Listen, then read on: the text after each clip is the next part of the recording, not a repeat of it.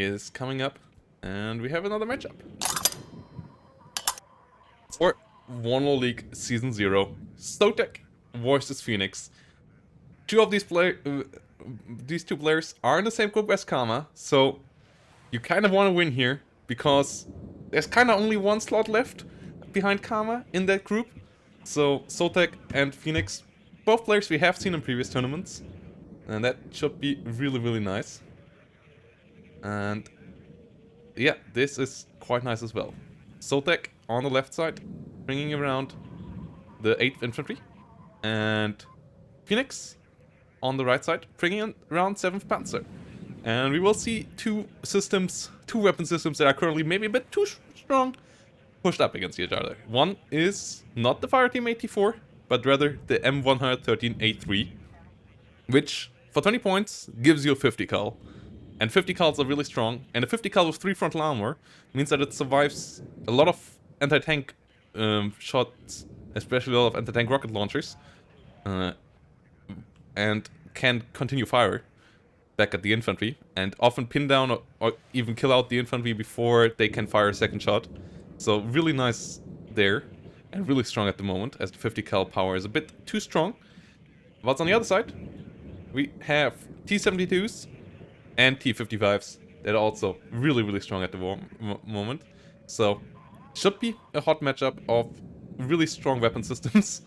Yeah, that will be fun. And if you want to support these guys in their efforts, and you have a split second of time available, check out Ph3N6X, where you can, by just clicking this button over here, add 25 cents to the prize pool of the tournament. Just one click. If you then want to add a bit more without paying anything yourself, you can do so via visiting some links down here. And yeah, if you have a little bit of money for free, you might consider giving it, just like a couple of cool guys like Tukin and my Chunka already did. Big thanks to everyone who clicked the button, and big thanks to everyone who contributed some of their money to the prize pool of the tournament. We are already closing in on the 200 now, which is the first stretch goal. So yeah, thanks for that, guys. Awesome community. And yeah, let's talk about this matchup here a bit further, as we have a lot of stuff coming up on both sides. Sotek bringing in scouts in M15s, and I think, wait guys, yeah, sorry, 1 second, we have to put that too high, otherwise performance might not be the best for you. As we go in here, BMPs, UATSs on the other side, BMP1 as well. But yeah, Sotek getting ready here with a lot of those bloody 113 A3s, supported by Stingers. Everything comes in the 113, which gives you a lot of firepower when on the front line. But the one weakness that has, obviously, is that you're a bit slower by arriving at the front line. Similar with the M15 here. No, that's a Jeep, but another 50 cal here. Here you go, Clevers. So you need to get a couple of other units that arrive at the front line, maybe a bit faster than that. So that's what the military police is for, because the military police with recolorless rifle can keep away APCs and IOVs as well, and they also can hit infantry with the recolorless rifle. So with the 1400 meter range, they're pretty effective at that as well. So military police, really helpful unit as well, especially for 35 points. Meanwhile, yeah, in the north, only a small contingent coming up. On the other side, T-72s being escorted by some AA to be protected against air. Interesting. Yeah, T-72s got buffed with extra frontal armor. And they were already pretty solid beforehand, as they have an autoloader. They don't have 10 rounds per minute like a T-80, but 8 rounds per minute is still pretty decent. And with the autoloader, that means that they don't drop that when getting stressed out. So in long, drawn-out fights, they are more stable in their rate of fire than NATO tanks, as they don't get hit by stress there. Accuracy is not amazing, but it's decent. But the penetration is really good for 100 points. And frontal armor is pretty good as well. So, yeah. Should be a really, really, really fun match. As Cobras coming in on the left side. Pivots coming in. 2 divisions. I would rank like A tier at the moment. They're not quite up there, but the amount of damage you can deal with the 50 cals is quite nasty. And this map, you need some infantry, so 8th maybe a bit of an advantage there, as it has a bit more infantry than 7th Panzer. As these forests can be, and the towns can be quite annoying if you don't have enough infantry around. But you can still fight over these sections with tanks as well. So the T-55s and T-72s for sure ain't useless. The tanks on the other side, not half bad either. Though the M60s at the moment, outclassed by the T-55s and T-72s for sure. The M1, still a pretty good tank. So that will be nice. As the setup here takes a bit longer for both players. They seem to. Maybe someone needed a break. Had to get the stress P out before getting ready. Prayer to the gods, the RNG gods, and up there. Maybe they forgot to sacrifice their firstborn to them before the match and had to do that quickly. But the RNG god was blessing them. And RNGesus was on their side. But yeah, should match I'm really excited about. As I said, of high importance for both players here, because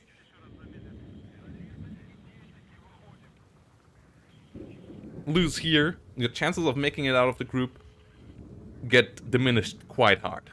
Like, so you kinda want to absolutely win in this matchup, because otherwise you have to win against Karma to make it through, and that is a small chance. But as I say that, the match has begun. Both sides with smaller recon detachments, as these are not the strongest recon divisions. Sotek coming in with some MY51s with scouts and some Jaegers. No recon coming in here, so a fast Phoenix could have exploited that maybe. Cobra going towards the center as well, but a good amount of forces trying to push through here for Sotek. On the other side though, similar setup, both sides setting up for this open area in the south, not directly going for the center. No fights in the north. Spezialaufklärer, Motoraufklärer and Conquerors will come in there and try to defend that area. So that should be quite interesting. Scouts coming in, Jägeraufklärer following them there. No helicopters on the side of Phoenix, as you get solid helicopters, but only in small numbers. You don't have the most helicopter slots as 7th, so your helicopters, your Mi-24s, are pretty valuable.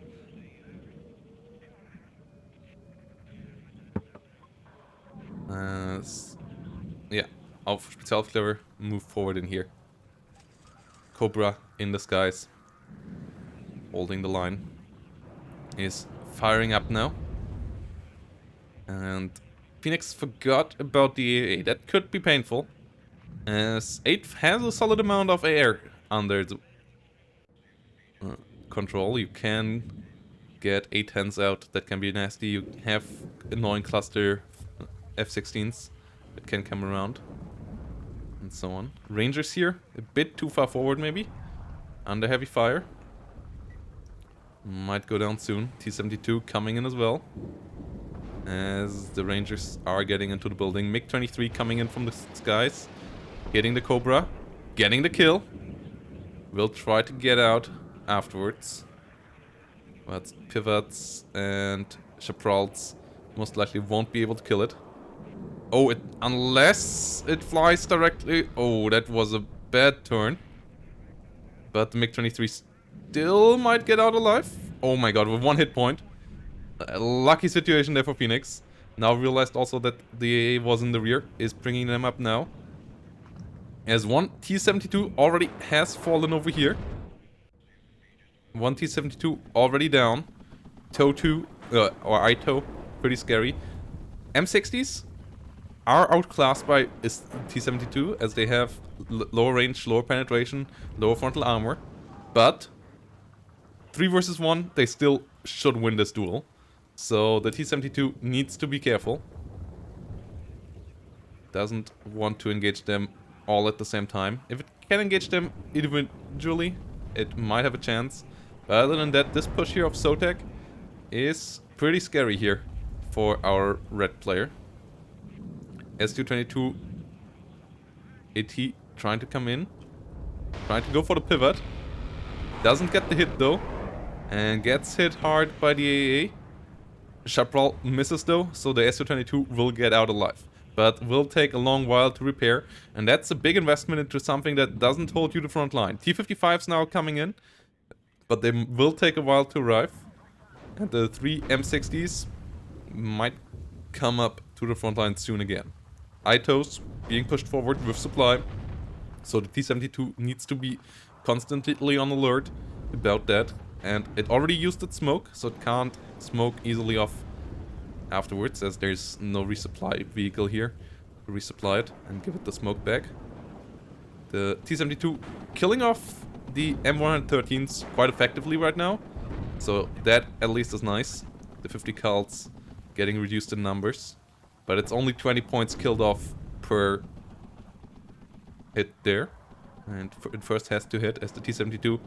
Its accuracy on the move only 25%, so should stay static when it shoots at targets. And even then, it misses the M113 for a third time now. And still doesn't get it. 4 misses, 1 hit only.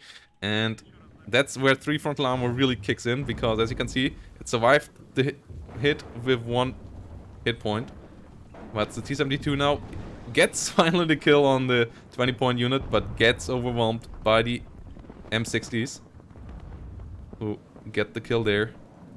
F111 bombs out the Spezialaufklärer. Maybe a bit overkill, but should get the kill there. Oh, no. Good dodge there by Phoenix. So yeah, the LGB bomber for sure overkill there. Mi-24D, ATGM trying to come in, but the Chaparral still has 2 missiles left, which, if they both hit, would get the kill, and the pivots are still around as well, so the Mi-24 will not have an easy time here. At least will spot the fire team AT for the T-55s, but now gets hit by the Chaparral, so has to get the hell out of there. Chaparral at least out of missiles right now, so the Mi-24 will be able to escape with its life for now.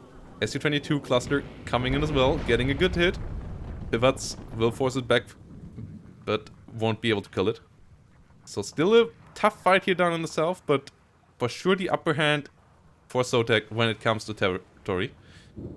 Phoenix came in with 1 CV, which brought Phoenix up to 400 points by now, which is a nice advantage, but not something you can't turn around relatively quickly if you capture the center. Meanwhile, Engineered Dragons getting overwhelmed by the Mi-24. Supply truck not coming around for the Chaparral, so the Chaparral can't finish the job here. That's the Engineered Dragons get killed off. T-72 moving forward, joining the T-55 here. 2 of them around, so the M60 is a bit outclassed there in that regard, but a lot more infantry for the Americans coming up here. Sotek moving more and more units in, and now brings out some M1A1s, and they outclass the T-72s heavily. Accuracy way higher, rate of fire higher, and the penetration similar, but the frontal armor with 5 more is really resilient to T-72 fire. That's the T-72's armor doesn't protect as well. Chaparrals and Ihawks coming in, so the AA getting even stronger here for Sotek. And Phoenix needs some good kills here, but without recon, Phoenix doesn't see what is on the other side. Doesn't have artillery to dislodge, only brings in tanks. More and more T-72s coming out here, but you need to see what they are supposed to shoot at, otherwise the fight will end like this, where the enemy always gets the first shot and you end up having half of your units killed off in the first salvo, and then the other half having to make the job done with the second shot, or they get killed off before they can really do any damage. So this T-72 has to run away. LGB bomber coming back again, but the unit that they were shooting at already dead. Not having recon here right now is painful. Not having recon, or at least even infantry, is really painful. Tanks on their own don't work. With only mediocre optics, you don't see anything in this game. So, yes, 5 T-72s have a lot of firepower on paper, but if they don't have anything to shoot at because they don't see anything, that doesn't help you much. Recon's now once more on the way, but they will take a good while to arrive here. So for now, Phoenix has to fight delaying actions. Couple of Motschützen trying to come around over here. That's a T-55, tries to escape as well. M1s are now in the center. 1A1s and CVs come in for Sotek. Phoenix maybe could have tried to do a counter push in the north, as the defense here for Sotek is really light, but was too focused on investing everything into the south. CV now coming in for Phoenix as well. A couple of T-55s now being brought in, but I'm not sure if they go to the north. Okay, yeah, they will go to the north. That might be a good idea. Another M113 here goes down. The Mi-24D still has to be careful, as the Stinger will soon get another shot on it. Phoenix doesn't move it away, so the Mi-24D goes down. T-72s all around, but the recon is the important part. Hopefully the recon doesn't die in transport. That would be really painful. Lots more MTLB supply coming from the rear. Stinger here, under heavy fire by the tank on the other side. Tanks get some good hits in here, so Stinger has to disengage. Su-22 here, coming in, but this time there might be too much AA. And the cluster also not hitting onto any tanks here. Or did it? Did it kill an M1? It might have killed one M1. That I didn't see. Yeah, something cooked off here. Yeah, one M1 killed. Okay, then that trade was still fine. But still a suicidal run there. MiG-23 in the north though, not so suicidal, as there's nothing here to protect the Cobra. So the MiG-23 should have an easy time around. Doesn't get any shots with its guns on target though, and doesn't hit with the missile either, so we'll need another run around. And that might allow Sotek to invest into an F-16 fighter. Hunt it down. Let's see if the MiG-23 has better aim this time. No. As the Cobra has landed and the MiG-23 can't see it anymore. So the MiG-23 needs to go home here. Good move by Sotek, saving the Cobra. That's the T-72s. Now get reloaded. Now they have a recon unit. That spots for them again. And the Mac Rifle Law here are under fire. T-72s in great numbers. T-55s with them. So that could work out. Well, over here, Mac Rifle Law beats back the BMP one piece. That might run out of laws. No. Still a good amount of laws remaining, and the BMP is relatively lightly armored. Okay, Law now really inaccurate because heavily stressed out. Does actually miss a lot of them, but in the end still gets the job done. Mac Rifle Law over here did get killed off as well, but no big advancement here for Phoenix. Just killing off a couple of units directly in front of him. That's in the north. The Cobra still around. No AA to protect against it. BMP trying to hit the M113 with its Malyutka. The M113 doesn't get hit.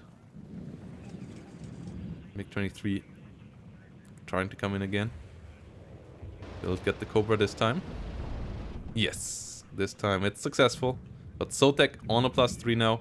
And this time Sotek also has a Fighting Falcon. Ooh, that Fighting Falcon got hit hard though. But has the better agility. So the MiG-23 is in trouble. Has higher speed, but getting away here will be a tough job. Seems to be able to though. I'm not too sure that works out. I don't think so. I feel like the Fighting Falcon should be able to get the final blow here eventually. Okay, the second one for sure. Yeah, there we go. MiG-23 down. So, in the end, a good trade there for Sotek. Having to invest into a second Fighting Falcon for now, pretty expensive. But there's enough on the front line for Sotek to not directly worry about that right now. As this front line, it should be pretty stable. The amount of ATGMs placed around is quite nice. ITO, pretty powerful. 60 accuracy, 20 penetration. Does a lot of damage to T-55s and T-72s. So moving into that is really tough for Phoenix. Artillery maybe could help out here. But for now, both sides play without it. Both sides fully focused on tanks and infantry. As of now. More mech rifle loss coming into the center. The Aufklärers here could get the kill. Yes, they do. That's brutal, but quick reaction, at least with the rest of the units here by Sotek. Quick reaction by Phoenix as well, though, getting the motorized Aufklärer away from the M113. And this push with the T-55s from the north is nice. Realizing that Sotek has little there, this recon unit will go down. The Kiowa here only has Hydra rockets, doesn't have anything super fancy. Ooh, the LGB bomber though could be nice. The T-55s try to get away, but they most likely will be hit. Not killed off, and the Kiowa goes down to the heavy MGs. But at least the T-55s are pretty damaged as well. And moving through the forest did cost them a lot of fuel. A lot of them already running low on fuel here. So Phoenix push from the north might get stuck relatively soon. MiG-23 MLA trying to come in for the Kiowa in the north. Could be a relatively easy kill. Ooh, good reaction once more by Sotek though. Lands it just in time. And the MiG-23 needs to get the hell out of there. It knows about the F-16s. Staying around here is super dangerous. These should have loaded by now. And the T-55s in the center also now get hunted down by M60s. Watchitson will try to hold the line over here. T-55A get shot upon. M113 over here is under fire by them. But the M60 gets the kill. Watchitson also not being able to hold the line. Sotek's reaction here is good enough to force Phoenix out of there. But over here, it's still a stalemate as well. Cluster F-16 not even necessary. And the T-72s here are still pinned against the mountain. So for now, nothing major happening over here in the south.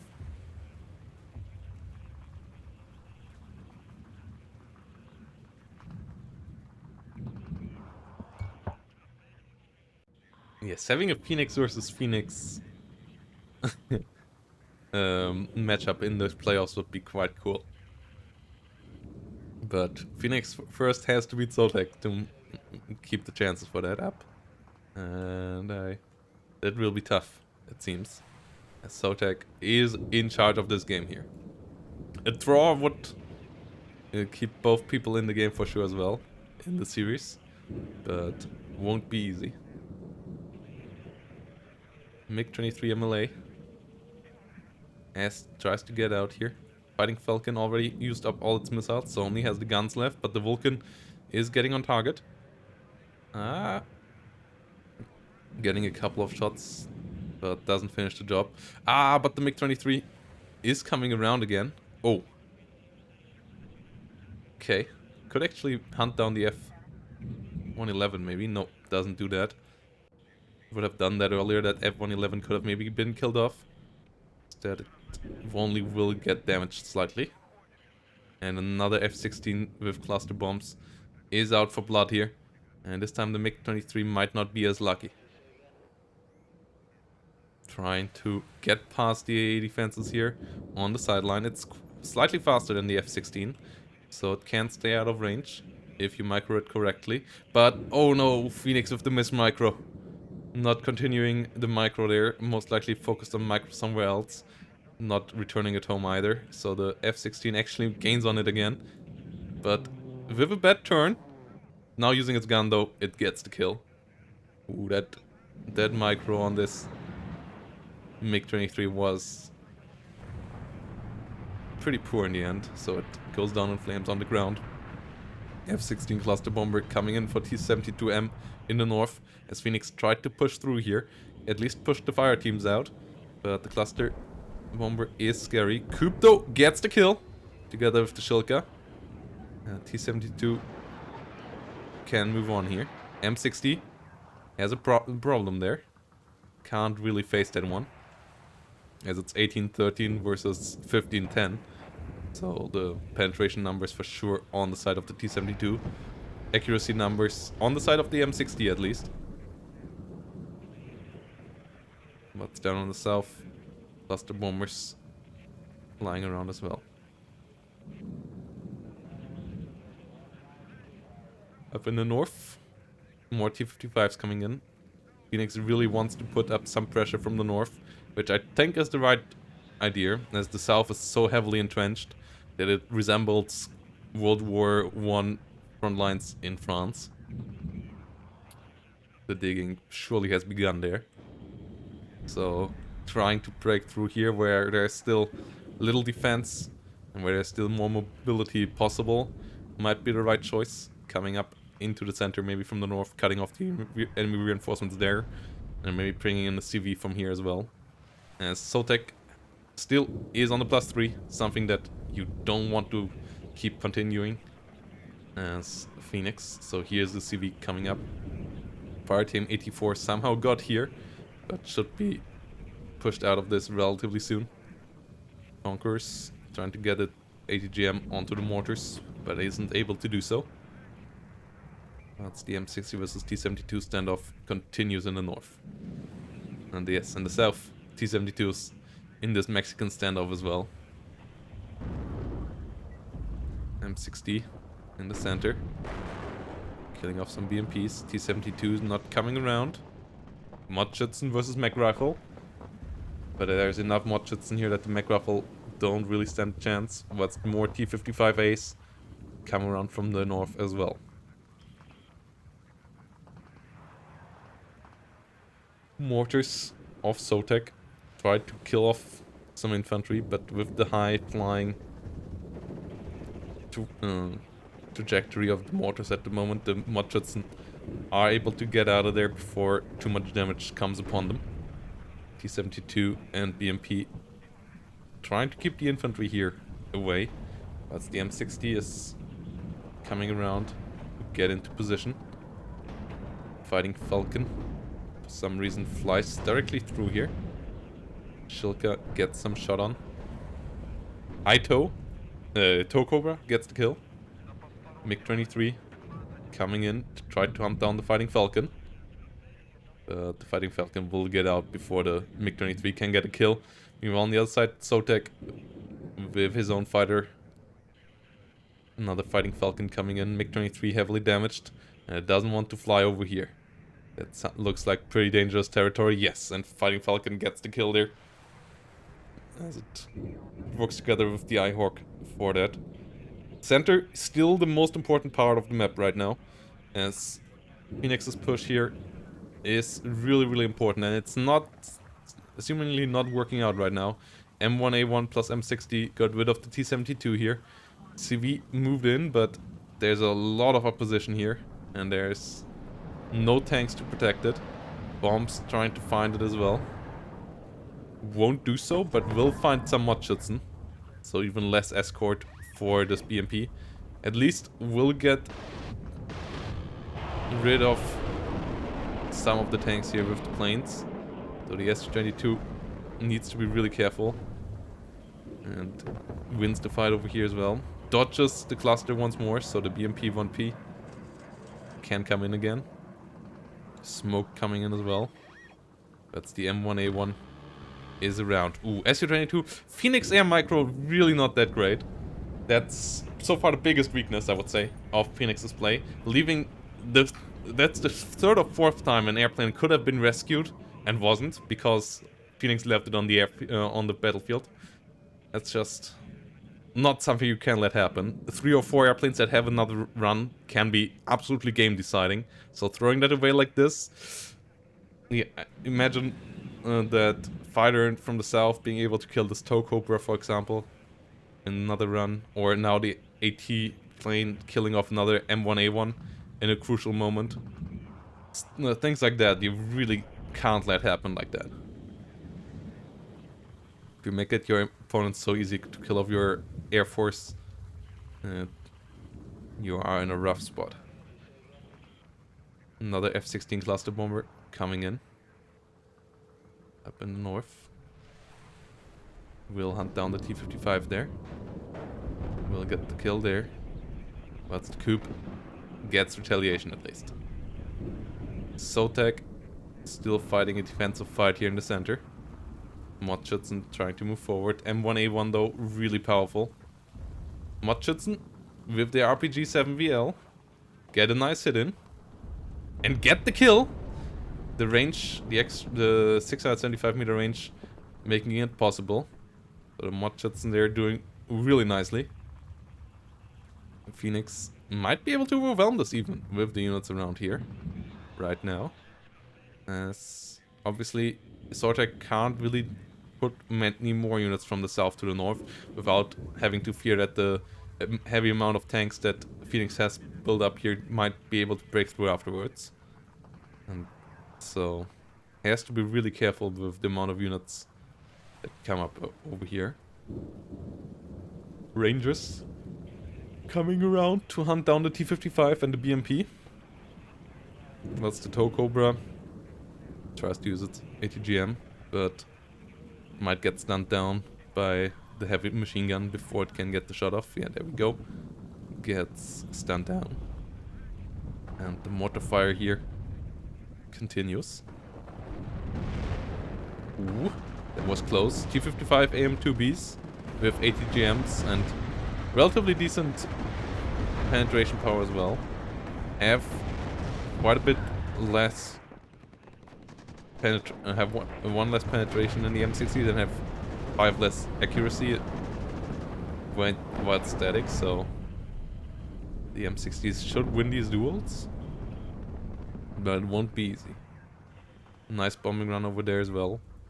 F-16 cluster coming in for the Shilka. Shilka getting killed off there. And the cluster bomber doesn't get killed by the coup. So nice kit there for Sotek. Rangers got kills over here as well. T-55 and BMP down. And this doesn't look great for the center at all right now. Phoenix, with a lot of casualties, is only down to the CV and 2 BMPs. But on the other side, the amount of blue looks pretty menacing. The Rangers, the ITOs that are around everywhere, an M1A1 that there's basically nothing against right now in the center, as the BMP ones really don't do anything there. F-16 cluster coming around once more. Coup, not really enough to deter them.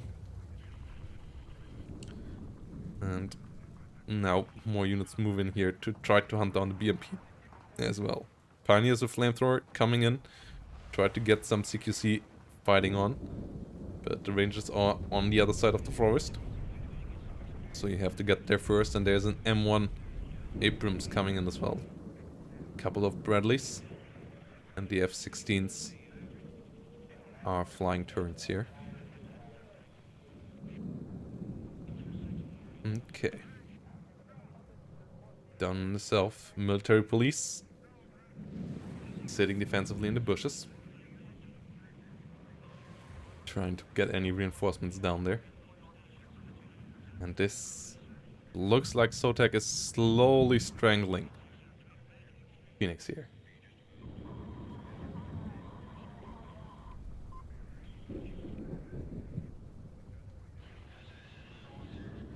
T72 here. Most likely gets overwhelmed. F16 coming in with a nice kill. Couple of BMP recons together with T72s trying to get the ITOs killed off over here. Successful with the first one. M1 Abrams are still around though, and there's little that can be done about them. M1A1 and M1. Meanwhile, military police might be able to kill off the BMP CV over here. And Sotek already on a 1400. Now gets the kill there. Will be back to 120 points per minute. Bombing run over here, also relatively successful. SU-22 cluster coming around, will get the M1A1, but will bleed for it once more. Whilst Rangers with AT4s get the kill onto some T-72s down here. Still not enough infantry in front of them to protect them against anything. Couple of tanks seem to have went down here as well, as the amount of tanks that Phoenix has is not that magnificent anymore. The front line of Sotek has been weakened as well, but 3 lonely tanks won't be able to do that. Ito gets another kill there, and there's not much time left right now for Phoenix. The +3 is quite nasty. Cluster bomber coming out around again. AA might be able to kill it off if the Coop gets the kill. Not so far, but Coop in the north still has another shot. Yes, okay. Get the kill, but military police now on the hunt for the AA as well. And the +3 is quite brutal right now.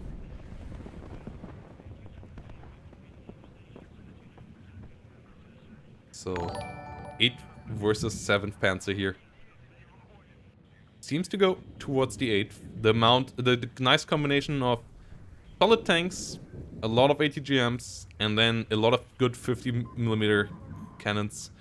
Seemingly doing the job against a heavy tank spam from Phoenix, but maybe with a bit too little support in the early game. Maybe a couple too many T-72s being brought out, and then the airplay just being that slight bit better from Sotek, saving a couple of helicopters a couple of times with good micro there, getting the better in the direct air engagements as well with the F-16s over the MiG-23s, and in general just slightly better positional play here at the start as well. This position and this entrenchment around it was really strong. Good idea from Phoenix to try to come around from the north afterwards, but not quite good enough. The move maybe coming a bit too late and with a bit too little force, and Sotek microed well here as well. So in the end, Sotek should be able to win this one in the first one.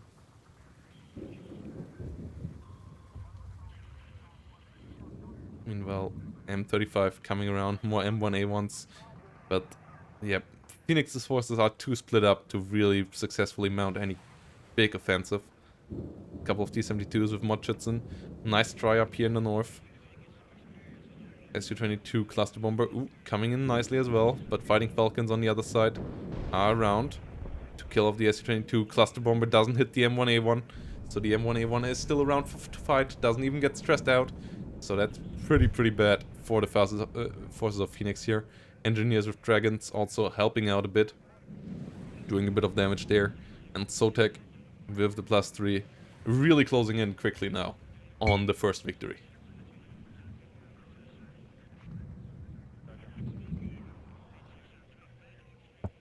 F111 LGB coming in with a nice bombing run on the infantry in the north. Should be able to kill them. Yes, there we go. Cluster bomber does get killed off by the AA. Coop can do the job there, but the +3 is continuously taking. And the CV... Okay, yeah, Phoenix surrenders here in the end. And Sotek was well ahead here in game number 1. With 7,400 to 4,600 kills. But the early game, still great reactions by Phoenix. Not the perfect setup, I guess, at the beginning, but the early game was still pretty close, and I liked the move from the north, so with a bit better luck and a bit better execution, I would say this can be a lot closer than this one. So let's see what game number 2 can bring. And see how that goes.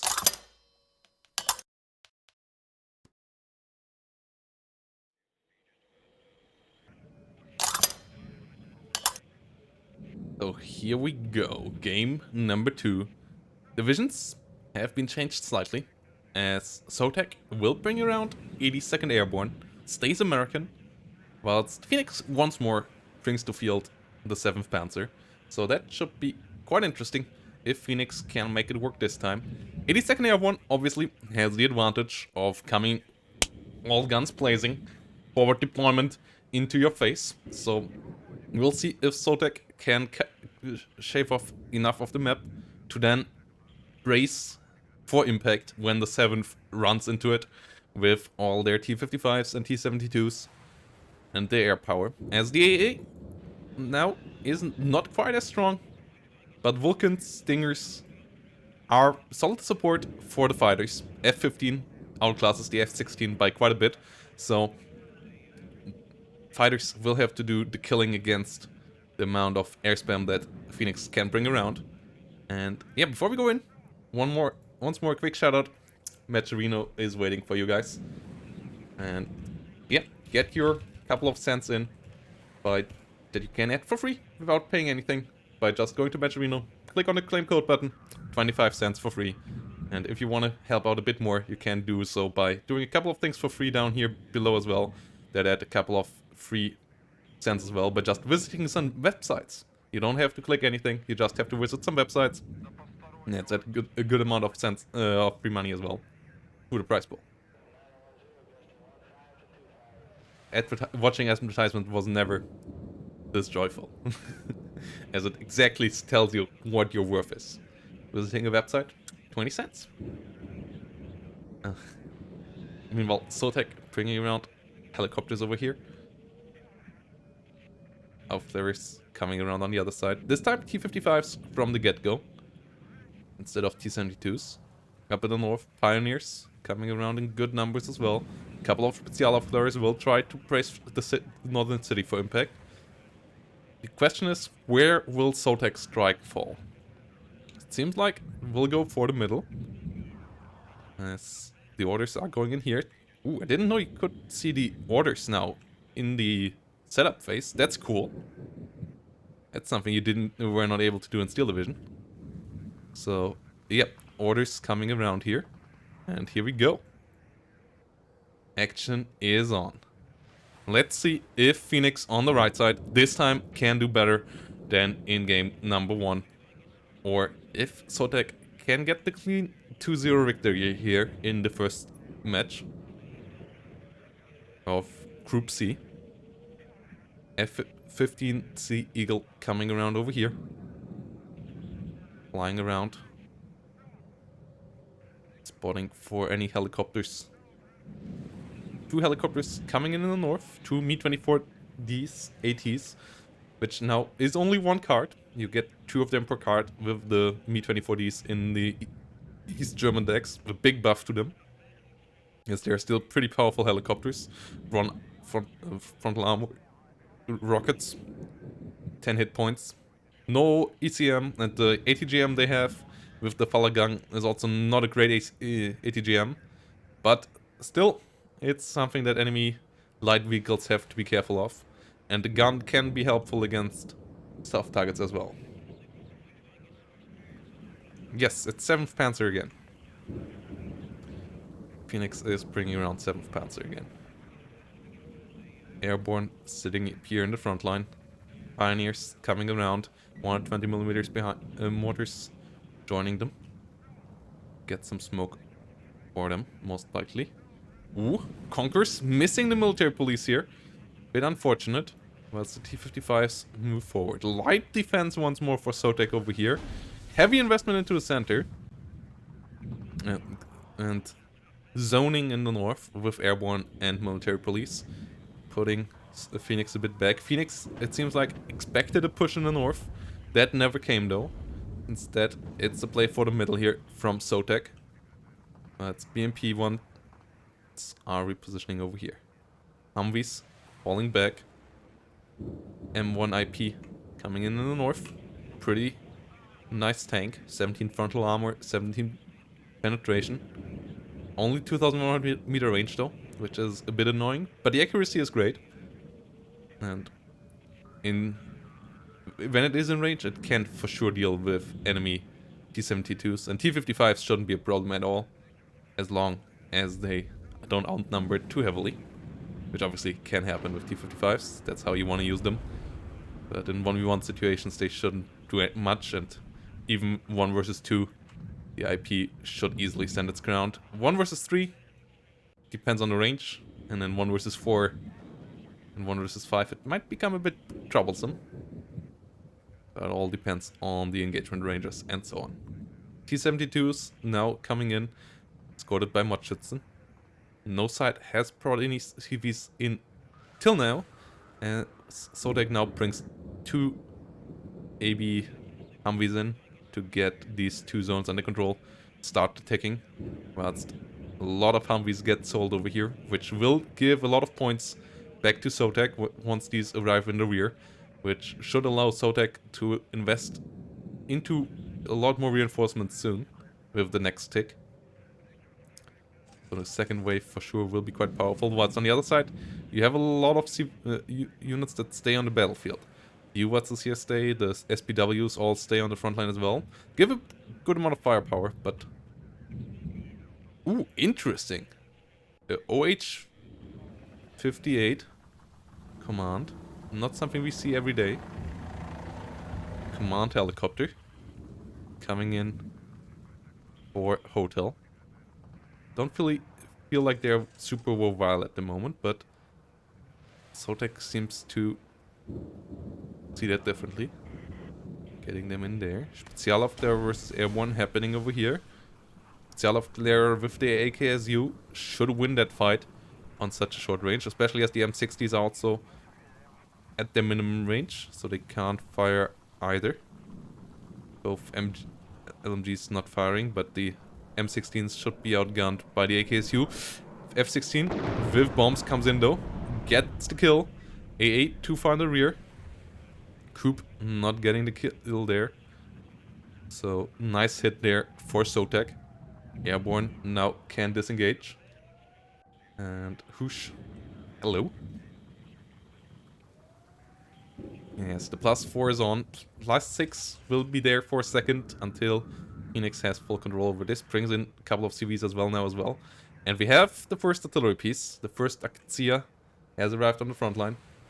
So, yeah. That is something that, since the latest nerf to the 82nd, you can't easily counter anymore. You don't have any M109s anymore in your deck. You only have the 105mm howitzers. And they ain't great at counter battery. Plus, the enemy can counter battery them quite easily because they don't reposition themselves quickly. So, doing anything about this Akazia is pretty much impossible outside of maybe some behind the line action with helicopter drops, deep flying cluster planes, or attack helicopters penetrating into the enemy rear. But other than that, Sotek has to just take the fire. And already first damage is dealt here. Airborne fire teams and airborne scouts getting hit here. The buildings getting demolished, which give good defensive cover for these units. So that is quite nice. And yeah, that's the way of how to deal with 82nd now. Don't let them run away with too much territory, and then hit them up hard with artillery, as they can do little about that. They still have great ATGMs with a lot of TOW2s and ITOs around. TOW2s on tripods, or TOW2s on Humvees, or TOW2s on Redleys are still there. So you have to be careful with heavy tank pushes, as a TOW2 is still the killer of every medium tank with its 25 penetration and its 65% accuracy. You really don't want to run into them. But you can spot them, then disengage, and then hit them up with artillery. And especially the infantry ones can do a little about that. So There is now a good amount of counterplay to 82nd. 82nd still can be really strong, especially the early game is still really scary with the forward deployment, but it's far from where it has been in its strongest phase. We see some sneaky play here. Attempt of sneaky play from Sotek as an airmobile will try to get behind enemy lines. Air rifles in a Chinook. Chinook, absolutely beautiful helicopter here, flying at the edge of the map. Trying to get there. Whilst behind it, the fields are burning. Match has slowed down once more. Akatsia is silent. This Akatsia basically should never be silent again for the rest of the game, I feel like. The Chinook seemingly hasn't been spotted, so the air rifles will get to their destination. Unloading them on the open field, maybe not the cleverest idea. T-55s most likely won't be able to spot it. T-72s, yeah, mediocre optics, not sure. But things with medium optics or high optics for sure have a good chance of spotting them when they're in the open. So unloading them even further, maybe back here, might be even nicer. But Chinook is landing here. He is getting the air rifles out. And I mean, they can just move through the forest here as well. I guess that's the plan. Yeah, air rifles running into the forest. Chinook taking the same way back to be sold for 50 points. Well, the CV finally arrives for the center for Sotek, which will once more put the pressure on Phoenix. Airborne's over here, get caught out in the open a bit. Will be killed off quickly there, as a lot of HE fire comes down upon them. P1Ps, T-72s, good amount of MG fire as well. Artillery from the rear comes in once more, shoots at where the TOW-2 was before. Vulcan still around, but doesn't get hit so far, so quite fortunate there for Sotek that the Akatsuya is not better on target. But some airbornes of Sotek try to sneak through the northern section of the map as well. Sotek's air rifles move closer to the road.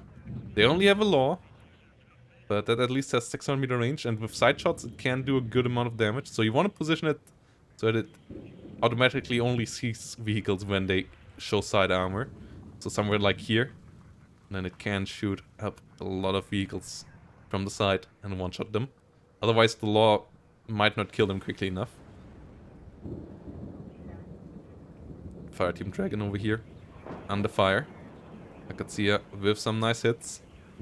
And Sotek not moving it away. The Fireteam Dragon down to 1 hit point. Might get killed off here by the last hit. Yes, goes down. Akatsuya starting to really pay off. Needs a reload. Second one might be nice as well. CV has arrived in the center, so Sotek up on the +3 now. Whilst Watts fire upon some airbornes here that have been spotted in these buildings. And the air rifles nearly have arrived on the edge of the forest. Most likely won't arrive in time to stop these pioneers, but the next reinforcements making it through there most likely will be hit up. Couple of pioneers for the deep forest defense here, or the BMP-1P leader. Thanks for the follow, Raptor and iLyrics. Welcome to the channel. Yes. Smoke is getting dropped here by Phoenix, setting up a push, stopping the TOW-2 from interfering with the T-55s. The Akatsuya trying to snipe enemy CV.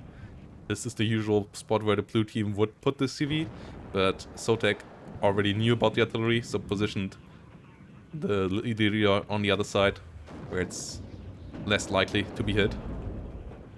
Infantry now moving forward, but the M67s and the Dragons still are dangerous. Abrams also moving forward.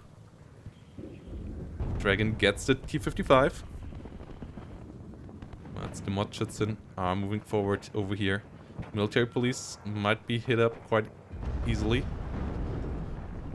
Airborne Dragon Gets in the BMP 1P over here as well. And the M1A1 is retreating. T-72 is around now as well. More smoke is dropping everywhere. TOW2 can't see for now. But this smoke might clear relatively soon, as it was the first to drop. Motschützen moving forward over here. Airborne scouts standing in the way. Most likely will be overwhelmed. On the other side though, Sotek doing a smoke push as well. Dropping a lot of smoke in the northern section of the map to move in some infantry there. So Phoenix has to defend there as well. No CV for there on the way at the moment, but airborne stingers and airborne engineers have arrived over there, and the aeromobile now is in position to hit units coming in the rear, whilst the +3 is still ticking. So this is still dangerous, for Phoenix has to stop the tick eventually. Has a CV now in the middle, but the TOW2 has line of sight onto this bush again.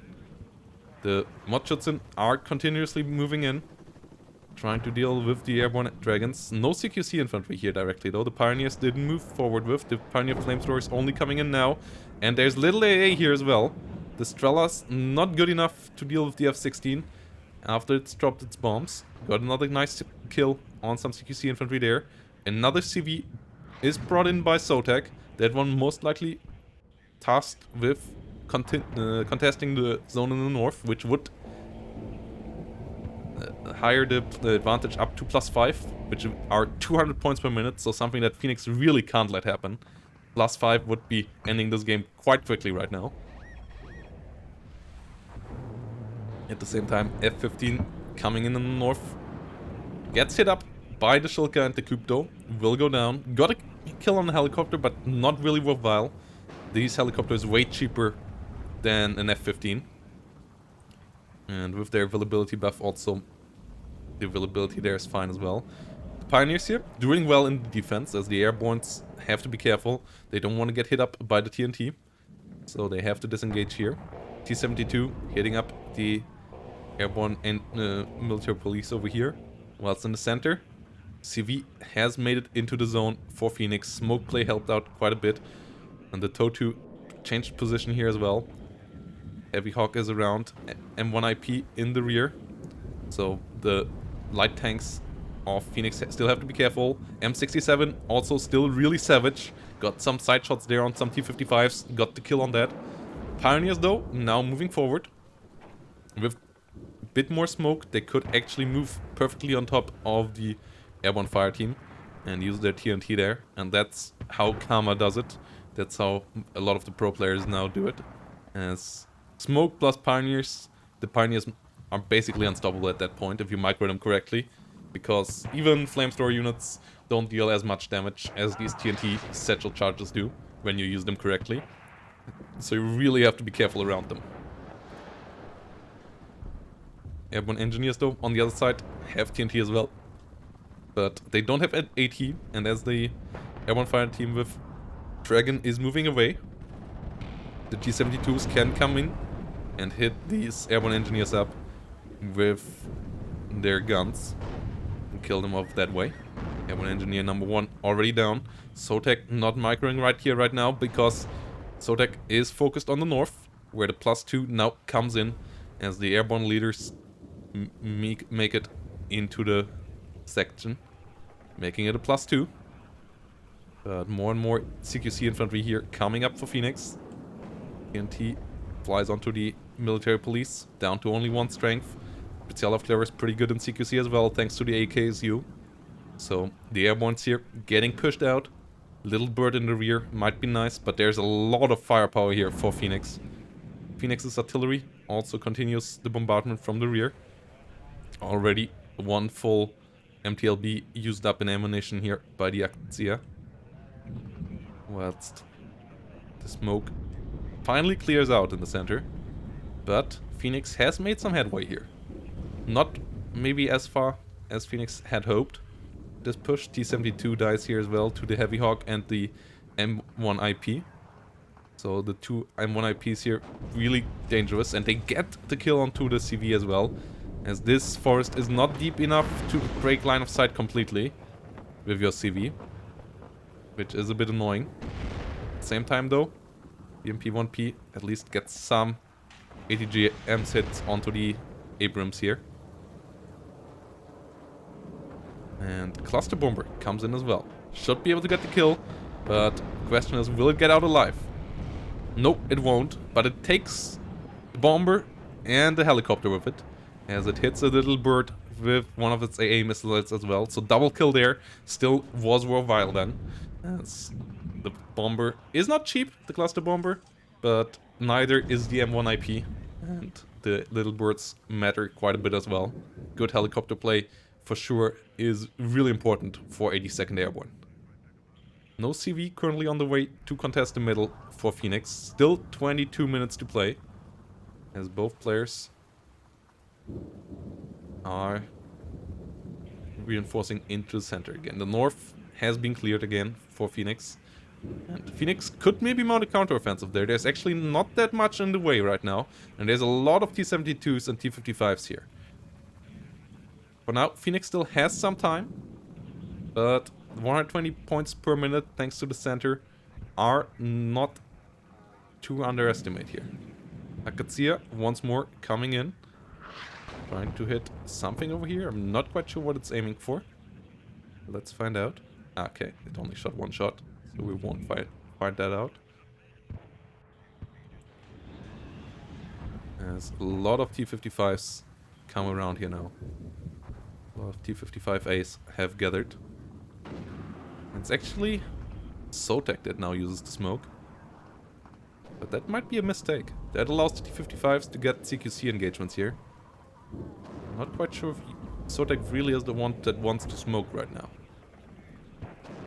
Interesting.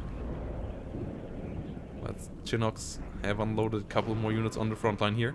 A couple of air rifles to move into the center as normal line infantry. Over here, no real kills? Okay, one kill achieved by the aero rifles before running out of ammo. It seems. That is quite underwhelming. They seem to have missed quite a couple of times here. That's unfortunate. They at least got the kill there, but they dropped heavily in number and they're out of ammo now. But we'll keep an eye on what is coming in, so being useful as some recon unit there basically as well. Well, smoke is coming in from the other side now as well. Both sides smoking off the middle. So, yeah, this is... Bob Marley would have liked this. A lot of smoke here coming in. Airborne. Getting killed off over here by the Pioneers. Mudschützen moving forward. Airborne engineers are sitting on the other side though, and they have TNT. So they can't stand their ground there. T-55 still assembling. A couple of T-72s in here now as well. And the CV is coming up. Who will win this fight? F-16. Not getting any real kills there it seems. And will get killed off by the AA. Well, it's the airborne engineer over here. Get hit with the flamethrower. Get stunned down. Haven't gotten the TNT out just yet, but could do so. Oh, now. Okay, now they start throwing the TNT. But they're down to 2 hit points. Will they get any more off? Doesn't seem to be the case just yet. Down to 1 hit point. Seems like they will fall before they can get more kills, but the M1 Abrams here will help out at the same time, dealing with the infantry. Mudschützen now using their RPGs, doing a good amount of damage to the M1 IP with each hit, but not enough to kill it. So the infantry, the Mudschützen will fall. Now the big tank push is assembled, and it's coming in for the center. Will Phoenix be strong enough to push the center out? 1,688 points already for Sotek. If Sotek gets full control over the center again, he most likely will win this game, as then Phoenix most likely won't have the time to assemble another push. So this is it for Phoenix. All or nothing. This has to work. Airborne engineer, fireteam dragons over here getting hit up. Another big push coming in the north. Sheridan's trying to hold the line, but they ain't the greatest of tanks. Only one frontal armor. So the T-72s easily can kill them here. M1IP coming up as well. Bradley, for sure, pretty powerful. Gets the kill with its TOW 2. That's what I was talking about. So many TOW 2s on mountings there in that deck. Those are always scary. Cluster Bomber gets the M1IP in the middle. Another M1IP coming around. Both sides killing each other planes here. T-72 gets hit by the M1IP over here. Has to disengage. Heavily damaged. TOW 2s over here on a Humvee. Whilst the T-55 push in the center continues moving forward. Airborne's trying to stop it now. But Mudschützen plus T-55s pinning them down relatively quickly. The MG firepower on top of them is killing them off and stunning them down really rapidly. BMP gets missed by the air rifles. Air rifles using a lot of loss there to get the kill. Finally, in the end, will be successful. Airborne's over here get one 84 off. Do a good amount of damage to the T-55, but then get pinned down and killed off. So the center push seems to work out for Phoenix. It's really bloody. A lot of casualties for both sides in the north. And at the center, a lot of losses for this tank push as well. But it seems like it is working. More smoke coming up in front of it. So these tanks can move further forward. Aero rifles only having the law won't do much against the T-72. So T-72 can be quite fearless in that engagement. At the same time though, we have an Apache with Hellfires. And these will kill off T-72s quite quickly. A-10 coming around as well. MiG-21 fighter is around, trying to get the kill onto the Apache. Won't be able to achieve that though. Will do a good amount of damage, but not getting the kill. A-10 survives a one hit point. That is quite unfortunate for Phoenix. Sotek really lucky there. Second MiG-21 coming in, gets the kill though! Oh, and gets the kill onto the Apache as well. And that's still a fair trade. An A-10 and an Apache with Hellfires for two MiG-21s is still absolutely fine for Phoenix. And Phoenix keeps on pushing here. Hasn't pushed out the CV just yet, so hasn't started ticking. And the clock is running out. Only 50 minutes remaining. So Phoenix basically needs the center right now. And even then, a +3 won't only get him about parity right now. Slightly more than it, most likely. But has to keep it continuously on a +3 now. For that, to win the game. And that won't be easy. As the CV is still alive and the center forces here of Phoenix ain't looking super amazing right now. They did the deed, but they bled heavily. So most likely Phoenix will have to contest or capture another zone as well in the remaining 14 minutes. Absolutely doable, as it seems like Sotek also might run out of some of his cheaper infantry, as we see now aero rifles as your main frontline infantry, not something that you really want to do. SU-22 coming around, getting a hit onto the Heavy Hawk, not getting killed off, getting a kill onto the M1IP as well. So nice hit there. As more and more air rifles arrive here at the front line. Mudschützen coming around. A couple of T-55s and the T-72 still around as well. But the mortar are opening up fire. A sneaky M1IP from the side here. Most likely will try to snipe the enemy CV. Question is, will that work out?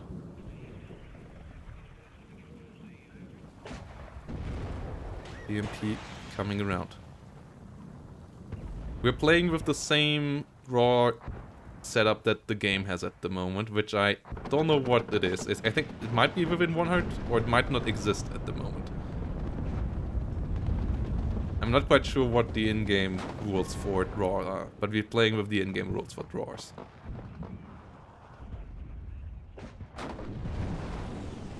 Pioneers versus Airborne here. E55A hitting up the Airborne over here. M1IP gets some nice kills. Heavily damaged, but will survive. And Phoenix gets contested in the center again. Artillery coming in on the airborne leader though. As we have 2 Akatsias here now in the rear. And they do good amount of damage. The airborne leader has to get the way out of there. Already really heavily damaged and really heavily slowed down as well. So will take more damage here most likely. Down to 3 hit points, but it seems to survive. And that's really the strength of these leaders. 12 hit point leaders can take some damage without dying. And that is quite fortunate there for Sotek that this is this kind of leader. And not a smaller infantry or a Humvee leader, as those would have died under this amount of damage. Both sides now re-establishing their forces in the center. T-72s will meet M1IPs, and that will be an interesting fight. As the T-72s opening up fire first. And the M1IP here gets stressed out, which reduces its rate of fire heavily. T-72s not being hit so far, so the M1IP will get out with 1 hit point, but has to be really careful. Doesn't want to be shot upon ever again. Next M1IP comes around, but that one is already heavily damaged, and the T-72s get the final blow on that one. One of the T-72s down to 1 hit point as well. T-55 over here gets hunted down by the TOW Cobra. TOW Cobra now firing an ATGM to the north as well, as there's another T-72 push-up coming up here. Shilka trying to stun the TOW Cobra, gets the kill there before the TOW can land on the T-72. ATGMs have been killed off here. Bradley is not around. TOW Cobra over here has to be disengaging as well as the Shilka is coming up. This Humvee is out of ATGMs. Did its deed for sure, but can't engage right now. So this push up from the north might work out, but there's more M1IPs coming around. The last remaining M1IPs most likely for Sotek, as you only get 1 card of them. And we already have seen quite a couple of them on this battlefield. So this might be it in that regard for Sotek. So these have to do their job. It's 10 minutes remaining. As the M1IP down on 1 hit point did retreat to this section of the map. 10 minutes on the clock. So Phoenix will have to get the center and more to make this work. Ooh, and losing 2 of the Modschützen directly to the AT4s of the airborne. Really brutal. That was supposed to clean the house, but unloading position that was badly chosen there by Phoenix loses him a lot of the reinforcements and a lot of time with it. Artillery has to come in for the center again. Is shooting now. Not sure if it's accurate. No, it's not accurate. It's not perfectly onto the airborne leader, so it won't get the kill there. But an SU-22 coming around in the north. M1IP has fallen, only a Sheridan remaining here now. T-72 still moving on. Whilst the Chinooks over here that bring in the airborne rifles get killed off. One of them dying with the airborne the arrow rifle still inside. The other one will make it out most likely. The Sheridan won't be able to get the kill. T-72 moving forward. TOW Cobra from the rear. Trying to help out, killing them.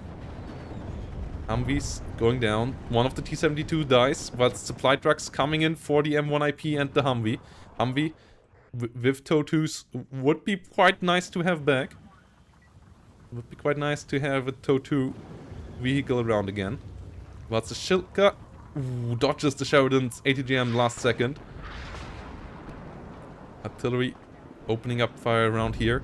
Airbornes under fire by the Shilka.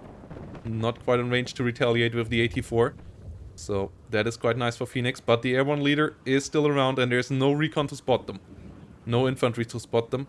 So Sotek keeps the center occupied. And currently Phoenix is running out of time. Shilka now shot upon by the TOW-2 gets killed off.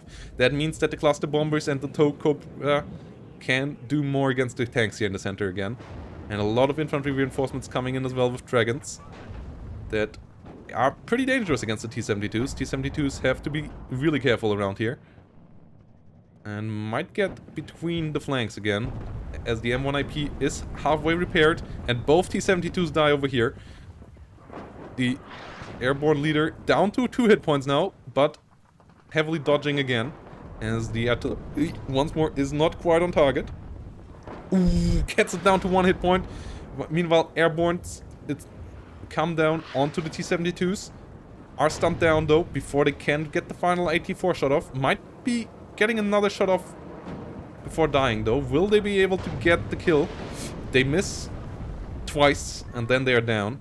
And the airborne leader still around here. Absolute MVP, now down to 1 hit point, keeping Sotek in the stalemate situation, keeping Phoenix from ticking. Well, it's the Su-22 here, kills off more helicopters as the AA is nearly completely dead. A couple of Vulcans still around, but they are not that dangerous. Motschützen coming around into the center, airborne leader down to 1 hit point. F-15 coming around in the skies. Coop will try to kill it off, but it takes a while to be successful. In the end, F-15 will go down. MiG-21 BIS still around as AA as well, but there's no real target for it right now. But the airborne leader still being alive is really, really brutal right now for Phoenix. Phoenix now basically needs a +7 to change to win this game still, as we're down to 6 minutes now. Needs more CVs on the map. It needs to kill this. I don't know why Phoenix is not pushing harder on this. Time is running out. Time is of the essence. So, yeah, not pushing harder for this is a big, big mistake. And the airborne leader still not being spotted. Got healed up a bit. But obviously still should be quite low. Artillery coming in for it. But the airborne leader, absolute MVP here, keeping Sotek in it. And yeah, Phoenix now will get a +3-4 bit. But it's only 6 minutes. It's only around 760 points or so. 740 points. That won't be enough. So, +5 now, as CV in the north got killed off. Okay, that is a +200 per minute. That's still only 1,000 more points. 1,100. So that's only 1,300 points on the tick. So a +7 is necessary. Contesting the south, maybe killing off the Humvee. This might become a really close game. Another Humvee CV coming in here, topping the tick for a while. Every second that happens right now obviously is really, really key. Whilst Phoenix is breaking through everywhere. Needs to get a CV down in the south, I would say. More M24, Mi-24s coming around. Humvee over here might get killed by that if the rocket A-10s are not ascending on top of this Mi-24. CV in the rear obviously could get killed by this as well. Whilst EMP's pushing in here. Humvee still alive. Motschützen firing its RPGs on it, but not getting the kill it seems. Artillery will finish the job, but a lot of important seconds that this tick was not going on. And at the same time, over here, the Mi-24 got stopped before it could find the Humvee. Really important. Another Mi-24 coming around. +5 is on, but the helicopter has landed in the north again. Another helicopter CV is around. Sotek doing everything to get out of this in 4 minutes with more points than the opponent. Well, Phoenix has to get more stuff in. Only down to a +3. Needs to get a CV into the center here, I would say. Getting a CV in here, then maybe even killing off the Humvee. Could still do the job. Maybe shooting with the artillery into the rear sector in hope to be at the right spot. Onto some standard CV spots there. Mi-24 hasn't found the target just yet. The CV not being called in yet means that it won't arrive in time here. And I don't think Phoenix will get enough points here together. Yes. Yeah, +7, +9 right now. +9 basically by now would be necessary for it. MiG-21 gets the CV here, but T-55 gets killed before it can arrive here. Everything basically should just be A-clicked at this point. Mi-24D now chasing for the rear point, but it's not enough points on the battlefield. So, This won't do it. Phoenix fighting hard, but coming in a bit too late and leaving the CV in the middle alive for too long. Really good play by Sotek there, keeping that one alive. Also a bit lucky, obviously, with the hit points. As the Mi-24 will find the Humvee CP here in the rear. Was a bit unlucky to not find the one over here. As that would have been a +5, then a +7. Still, most likely wouldn't have been enough, though. The +3 in the center just came a bit like 3, 5, 2, or a couple more minutes, maybe even too late. MiG-21. Yeah, the Mi-24D really on the hunt now. No way around for it, but another CV coming in here. Enough CVs around. Humvee getting moved to the front line there. More tanks moving in. This BMP comes in too late. But this helicopter here most likely will die. Will try to escape by flying away though. Yeah, +7 is nice. Will get killed off. Another CV helicopter. A lot of CVs on the deck of Sotek. Other people might have run out of CV by this stage. +7 is nice. It's a lot of points, but it's only 1 minute and 30 seconds. Getting really close here now though. But still not quite good enough. Humvee in the south getting chased. Only 2 or 3 minutes off target though. Phoenix here in the end. So really, really close game number 2. Absolutely down to the wire. Sotek completely out of stuff basically on the battlefield. The battlefield is all Phoenix's to control, but it's not enough to get this game back under control. Sotek's defense did hold just long enough. Seed plane coming in here for the kill. And yeah, capturing the south maybe earlier, or hunting down the CV in the middle earlier would have done it for Phoenix. But +5 with only 40 seconds remaining won't be good enough.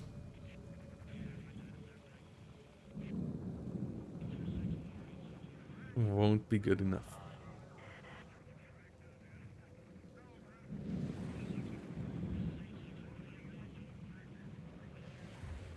Oh, Lathans. Don't... You threat dangerously there.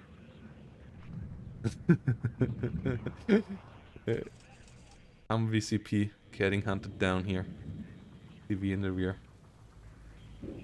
This is why time limit is exciting, because you have such clutch games. And it's not like, oh yeah, that one guy is not ticking and has more and he will just take his sweet as long time to kill the enemy in a really, really slow death animation. And yeah, in the end, Phoenix better KD, but Sotek threw everything in there to make it over the finish line, getting the 2-0 victory, and that is really important. That was really important here in this game number 2, as that means Sotek has a win on the board. That is Steel Division League, and this is WARNO League. Okay, so Sotek wins game 1, 2-0 here. And that is important, because Sotek with that way is solidifying his position as place 2 behind Kama, most likely in this group. With a win against Yasp, he could all but clear the way there. So, really important victory here. With a draw in game number 2, it would only have been 3 points. With a loss, obviously everything would have still be super open. But yeah, Karma obviously absolute favorite here. Everything else but a 3, Karma coming out with 3 wins out of the group stage would be a surprise. If any one of these guys can get a draw against Karma, that gives them a big leg up against the competition. But we will see how this goes.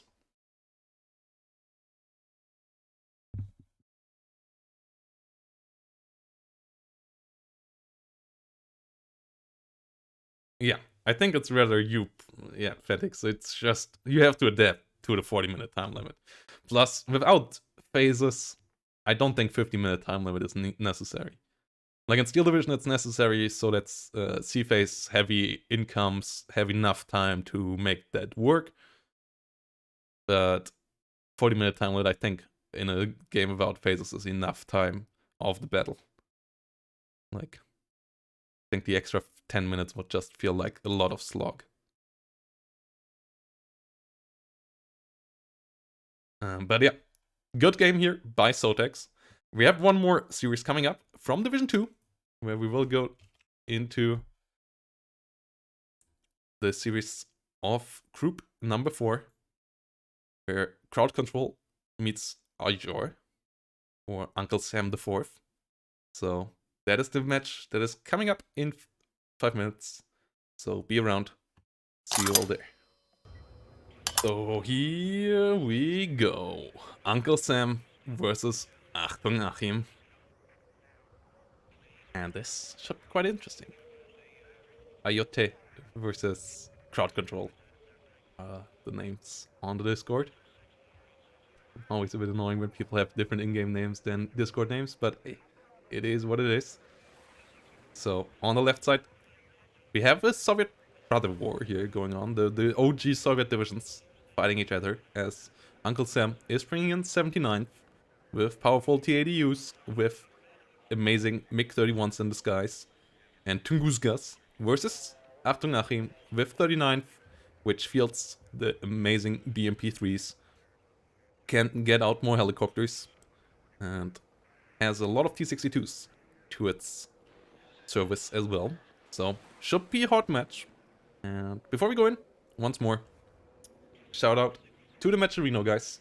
You can support the prize pool of the tournament without having to pay anything yourself. All you have to do is click the claim code button up on top, and you add 25 cents perfectly for free to the prize pool, which will be paid out to one of the players in the end. So you can do your part of making this a bit more esports, a bit more worthwhile for the player, without having to do anything else but clicking a button on a website. Link in the chat right now on Twitch, down below on YouTube. And visiting some links adds a bit more. And if you feel like you want to spend a bit of money onto it, feel free to do so as well. A couple of lovely people already did as well. Tukan coming in with 30 bucks. Big thanks to that there. Mike Chanka and Phoenix coming in with 10 bucks. Love to all of you guys. And yeah, let's continue the match here, as the game has started. And on the left side, Uncle Sam brings in a CV quickly. Second CV for the southern zone here on Gaza. Whilst Polomachiki come around, Saperi, and a good amount of E-Class. Only one tank for the get-go. That is interesting. Whilst on the other side, we have a lot of Motorstrelky Medis, a lot of T-62s, together with some Strum we haven't seen in a while. Strum, relatively low availability. A quite nice ATGM, but 85 points. Get the same thing on a BMP3 as well.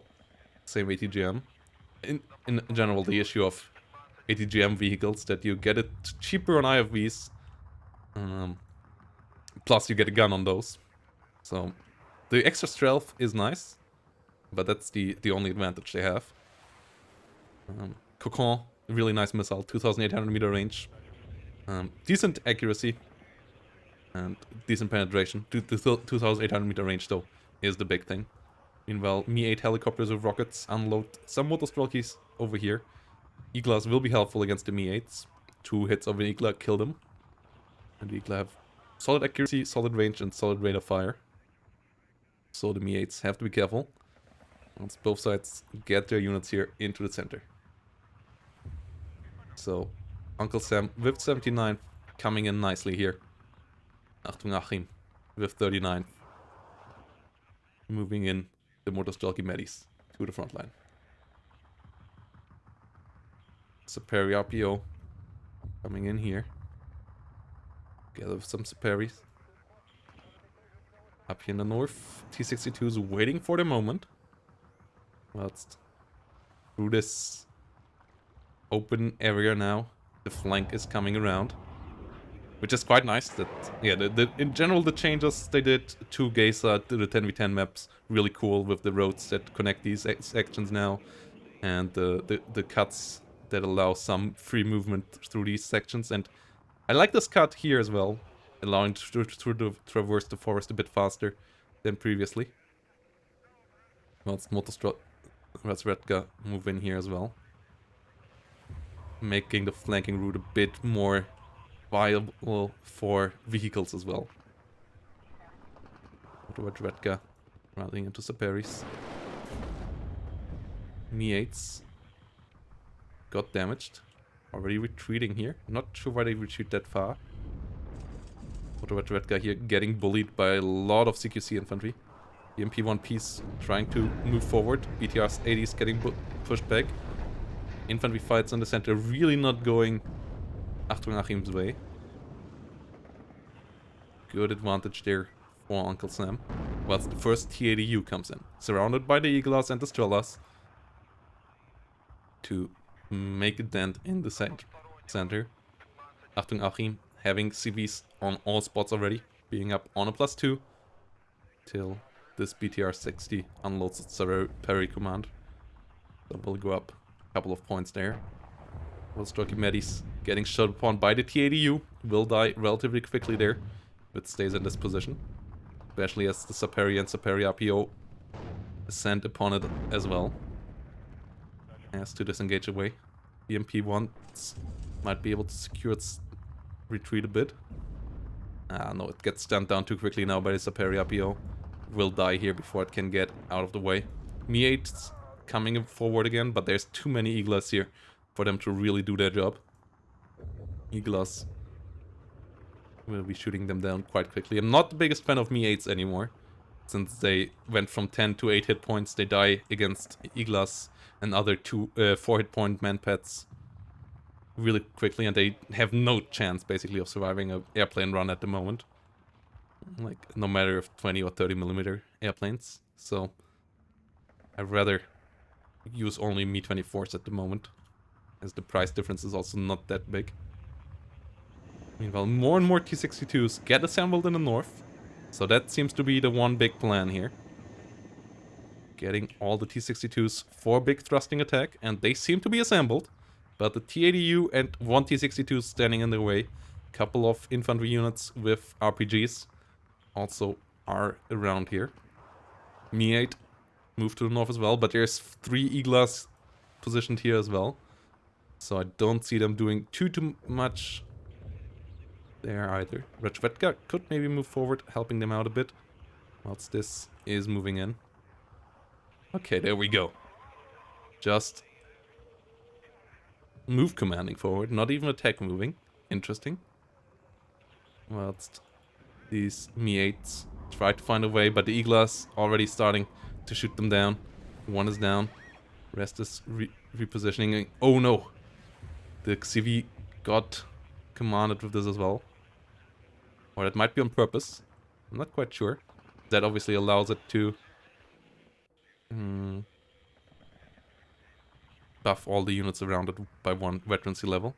Uwats finds the Razvedkas over here.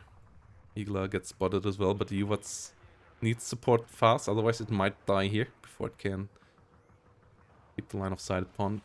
Especially as the T-62 comes up. Okay, T-62 gets the kill. TGM won't be able to find it. And Mi-8 tries to come around once more, but the Eaglas are still around, so it can't do much. It can't do terribly much there. Whilst more Rapiras coming for the center. On the other side, a lot of TO-55s and another T-80U come around. And yeah, that's the quality variety you now have it in 79. If you have T-55s and you have T-80UDs and T-80Us. So really good variety in tanks. 1 card of T-62s as well, so the amount of variety in tanks you can bring to the table nowadays as the Soviet tank division is really nice. Meanwhile, the T-62s of Achtung Achim are starting to break through here in the north. Motschützen getting overwhelmed. Razvedkas got killed off as well. T-80U is around now. Gets shot upon by a lot of ATGMs. But should not take terribly much damage there with its 20 frontal armor. And it still can do a lot of damage to the enemy here, whilst even being on the move. 50% accuracy still, whilst on the move with its gun. Su-25 coming in as well. No AA around here, and that Su-25 AT can do a lot of damage here. T-62 still all moving forward. Firing onto the T-62 M1 of Uncle Sam, nearly killing that one off. Now the Strum has fallen as well. T-80U still on 8 hit points. Gets fired upon by the T-62s, but T-62's low rate of fire and even lower rate of fire when stressed out. Su-25 comes around to kill one more, and this attack here gets melted away by the T-80U. Great micro with the smoke here as well by Uncle Sam. And now it's a 1v1 situation, and that the T-80U won't lose ever. Down to 3 hit points, 7 hit points, but all the T-62s are down. Only one P was remaining. That one is down now as well. But red guns don't do much against the T-80U. BM1P over here dies one shot as well. So the attack that Achtung Achim had set up completely devastated. Whilst in the center, the TO-55s are waiting for their time to shine. And the defenses of Achtung Achim here are solid, but not amazing. Especially as there is another T-80U around here as well. Achtung Achim trying a similar thing maybe now in the south, but this attack is even lighter than the first one. And there is still a T-80U. AA is not well set up, so another Su-25 AT coming in could easily help out, devastate this one once more. I don't see big chances of success for this push either. Maybe with some air support, maybe with some Su-25 of his own, but Tunguskas are around, Strellas are around on the side of Uncle Sam. So this won't be easy at all. A lot of ATGMs flying for the T-80U, but great micro on the T-80U here from Uncle Sam. This is not working out. This is not working out at all. T-80U's getting the kills. BTR 80 firing onto the Superior PO. T-80U disengaging Tunguska and Strela in the center together with all the Iglas. Being a pretty good AA setup. Uratino coming in even to create an opening by taking out some parts of the center with a big salvo. Not a unit we have seen too much in competitive play so far, but in this game kind of makes sense to bring it around. T-80U from the north now can come to the south as well, so there are two T-80Us here holding this push. It is slowly pushing forward, but a lot of casualties on the red side. Getting a good amount of kills on the other side as well, but the T-80U is still alive. Second one coming around, Mi-AT helicopter coming in with rockets, another T-80BV coming in here, so yeah, the two T-62s, especially as they're both heavily damaged already, won't be enough to break through here. Superior PO making it into the forest, but still no AA. Mi-8 MT can now turn around and get the rockets on whatever target it wishes to go for. Su-25 AT, that is nice. Ooh, but MiG-31 is around and is on point. Gets the kill before the Mi-AT can get any damage done on the battlefield. MiG-31s, absolute beasts. Really, really great. Su-27 tries to come around on the other side, but it is way too late to do anything there. Su-27 in general suffers a bit under relatively low speed for such an expensive plane. Has a lot of missiles, but if you never get onto target because the MiG-31 is too fast and gets away, that doesn't help you. T-80Us here still around, both still at 5 hit points, and there's little AT left on the other side. No tanks whatsoever. Rapira still quite far out. Motostrelki Medis not hitting the T-80BV here, and only a couple of Motostrelki Medis here left in this push.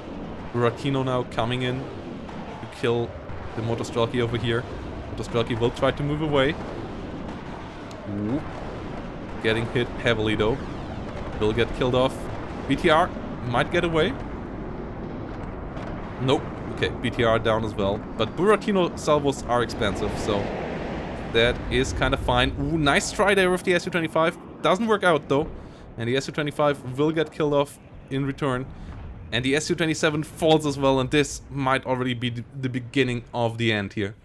As now the T-80Us are around, Buratino still around as well, and now Uncle Sam just needs to consolidate the forces and push over this, I would say.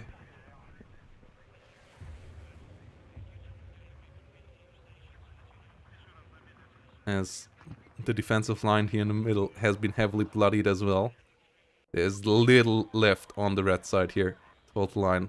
All forces, all active forces are basically in this forest down here, but they are out of ATGMs, a lot of them. So even they can't do much against the T-80BV. T-80BV now moving into the forest, and there the ATGMs can't do anything. No rocket launchers here left, and at 350 meter range, the ATGMs can't fire at the moment, so the T-80BV can kill all of these tank units even with only one hit point. Not if it uses that line of sight. Okay, that line of sight was perfect for Achtung Achim, getting the kill there on the T-80BV. T-80U though, coming up with more fire. Got repaired up back to 7 hit points. Gets now hit a couple of times, so down to 5 hit points. But that's still only 1 damage per hit. So it still has enough time to get out of there, get repaired afterwards again. Ural is empty. The other T-80U back to full health. And the Motorstruck is down to two of them. Both really low. Only 1 ATGM left. Conquerors out of ATGMs as well. So this push is completely done for. And there's so little defense here on the right side.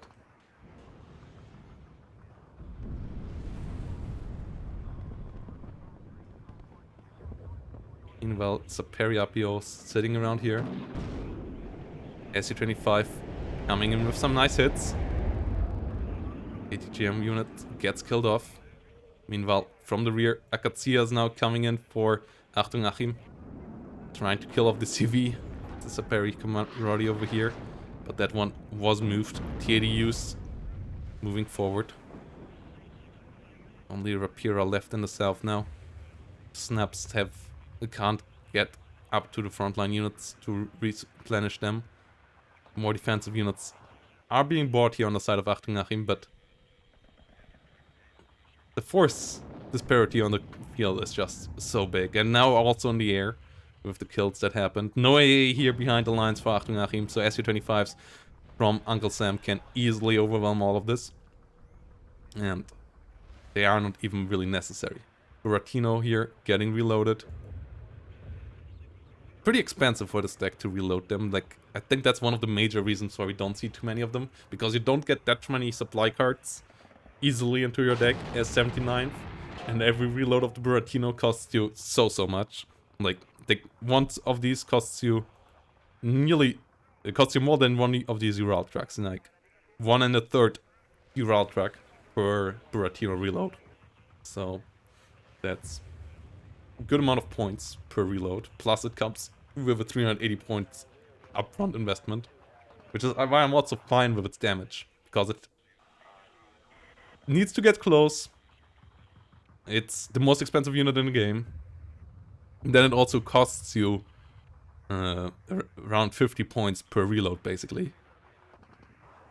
And the reloads take a good amount of time as well. So it needs to get a lot of damage done to pay off in points. A lot of damage.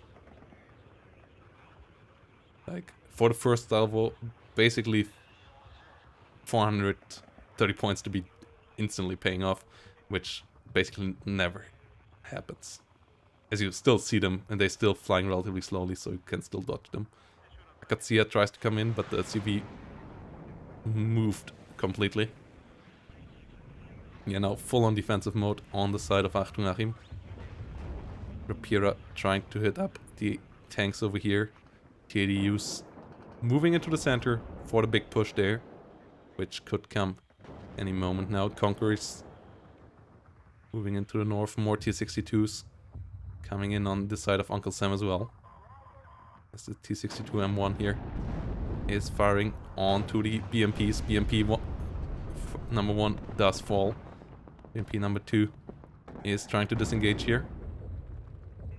The Strelkys and Seperis together with the T62 moving forward. BMP 1P sitting in the forest here. Getting resupplied. But more and more T62s coming in the rear.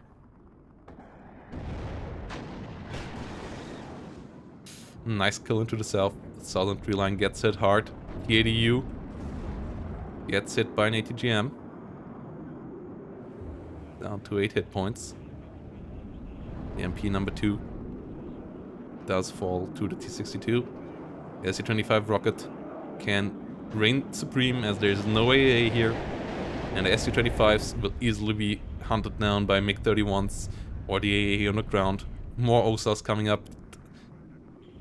Uncle Sam is playing way too careful right now. Like, Uncle Sam can just A-click basically over the map at this stage. It's... the advantage is just enormous. The pushes of Achtung Achim just didn't work out at all, basically. Seperis over here, under heavy fire. T80Us running low on fuel. That's the only thing that might stop them. Seperi here gets killed. Mi-8 helicopter from the rear does get another kill, but the Igla most likely will get the kill. Obviously, it's way easier for us to say how the situation is than it is for the players with Fog of War. But yeah, the 2 CVs here for Achtung Achim are basically all that is left. One Rapira in there. That should be spotted relatively soon when the Ratretka moves a bit further forward. And a lot of tanks. CV T80BV coming in over here. That's in the rear. More and more T62s coming in for Achtung Achim. Gatsias trying to hold the line. Buratino moving in now again. But be really devastating onto this northern section here. Achtung Achim standing apart. OSAS coming in. T80BV moving forward.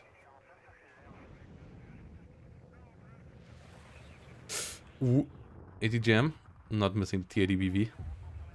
Buratino moves into the northern forest. Not quite sure what its target will be.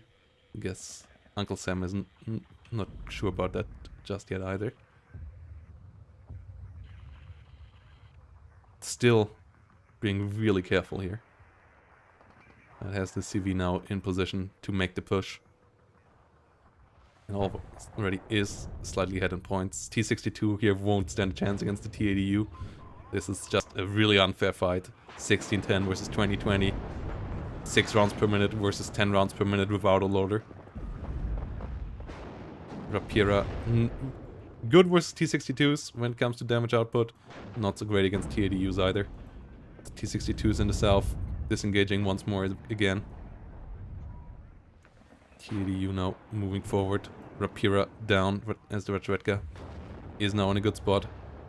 T80BV still staying in the rear. The T80U is slowly moving forward. A couple of AA pieces are now around here, so the SU-25s won't have as much of an easy time as before. But there's still so much more for the blue player right now. SU-22 trying to come in with HE bombs on the T80U, only doing 2 damage though, before getting shut down by the good AA plus MiG-31. The AA net here, way too good for Achtung Achim to easily penetrate. Would need overwhelming numbers here to really do a job there in an efficient manner.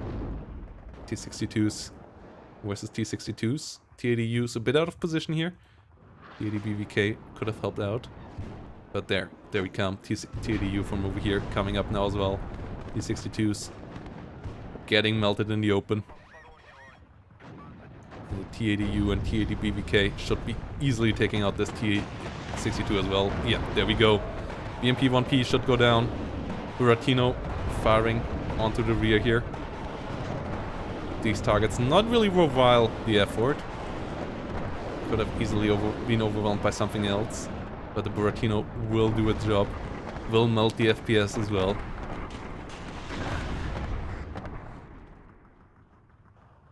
And T80U still alive, whilst all the T-62s on the other side have been melted.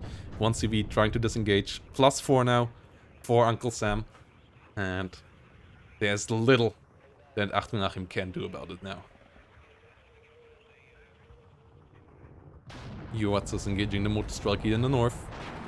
BTR's trying to help out there as well. +4 does continue. Cheers.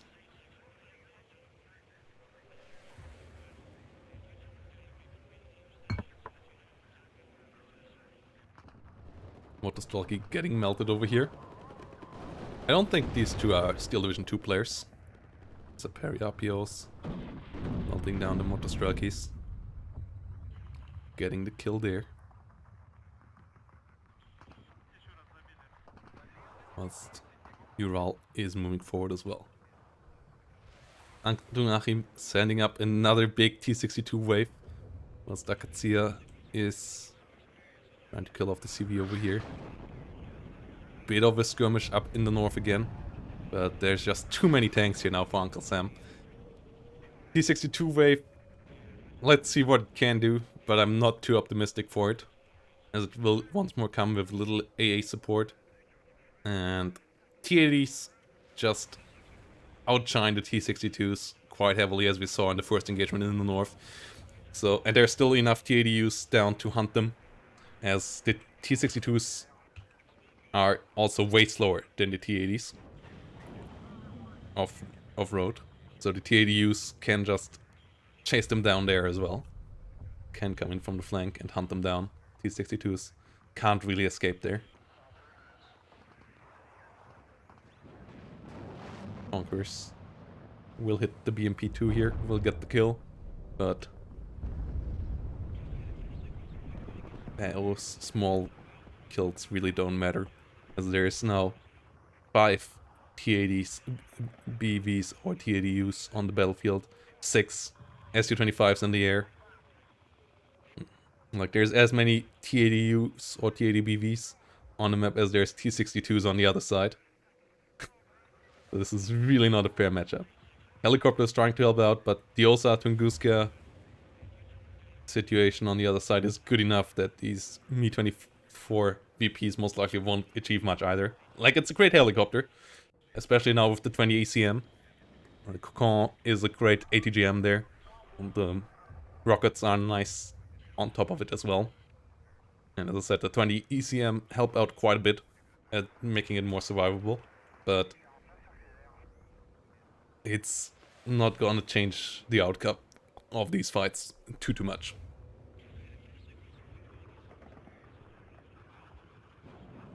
T-62 wave coming in. Sturm being the one in front is also not that great.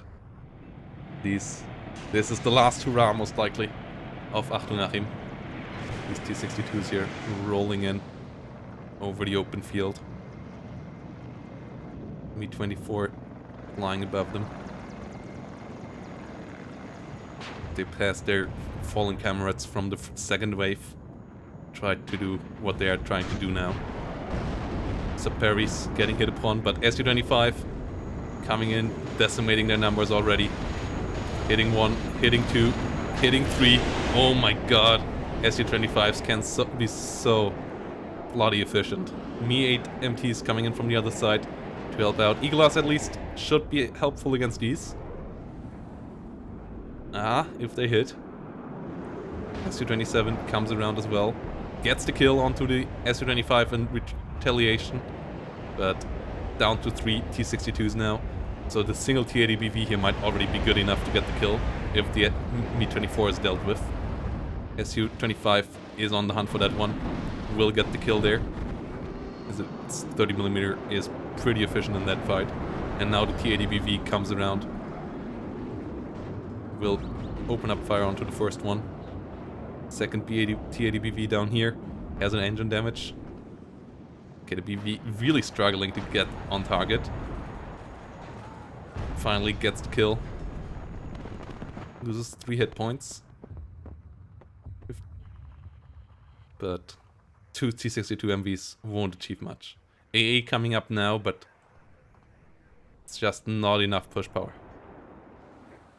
And the SU-25 run was just so efficient. Taking out the numbers here really nicely of these 100-point tanks.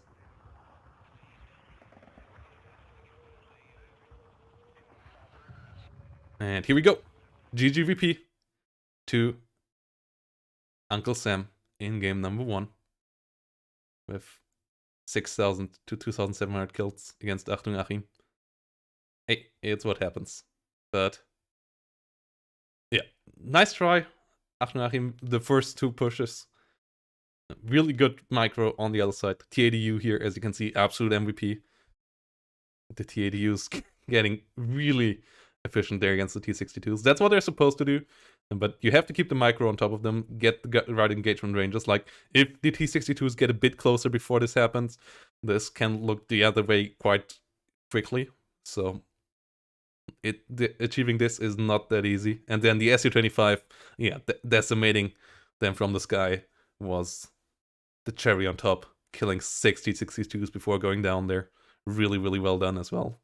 As I said, Boratino, not really paying off, but still doing well enough here in game number 1, so that Uncle Sam gets game number 1 here.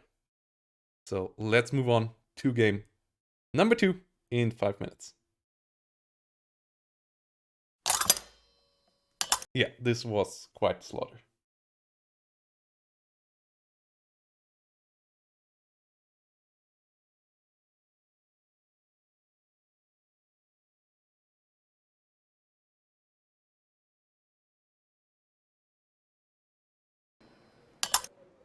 So here we go, game number 2.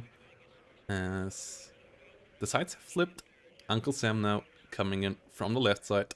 Still bringing the 97th, whilst Achtung Achim has changed to my favorite division. A really powerful one as well at the moment. KDA, with great forward deployment in form of Spetsnaz. Great AA in form of ZQ-23? That's weird, as you only need the Books and the 57mm basically.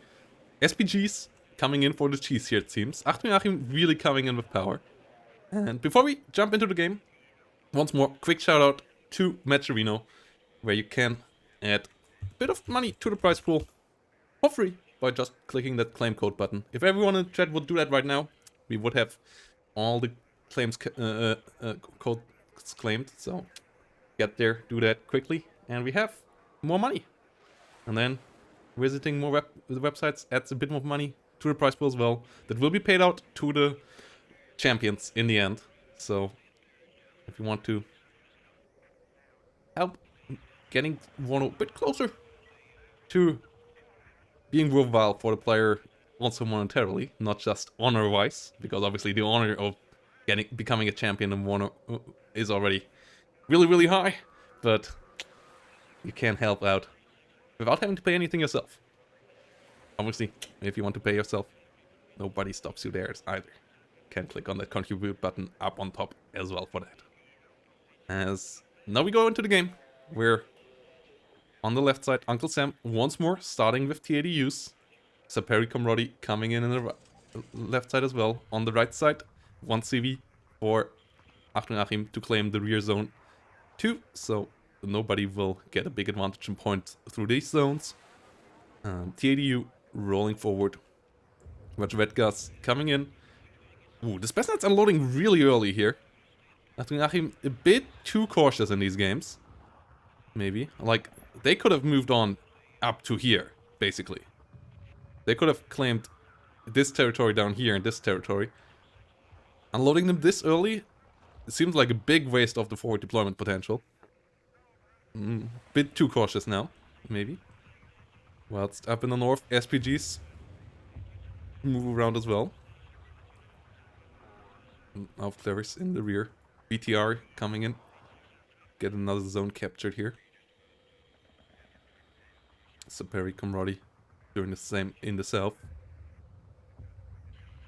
Lots more Saperis coming in. Hello everyone. SPG moving forward. A lot of good placements here. Spetsnaz and Spetsnaz OP sitting around.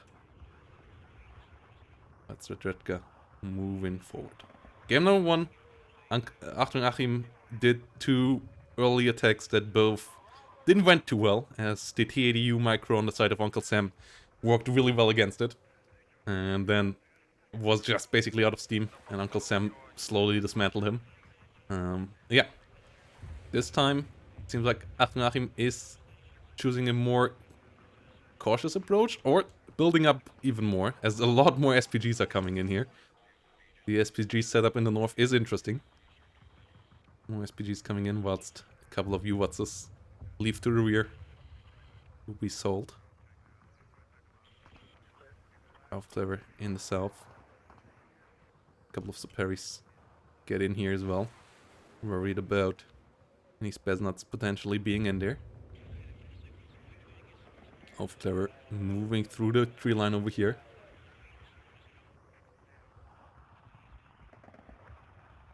Spetsnaz moving into the buildings over here. What's this with SPG-9s coming in for the center too. And the VPV für Volkspolizei coming in here to take this zone, whilst on the other side, Saperi Comrade coming in. So the investment into CVs basically mirrored on both sides. Achtung Achim will be there a bit faster, so we'll get a couple more points, but really not that many. Nobody getting a big advantage here.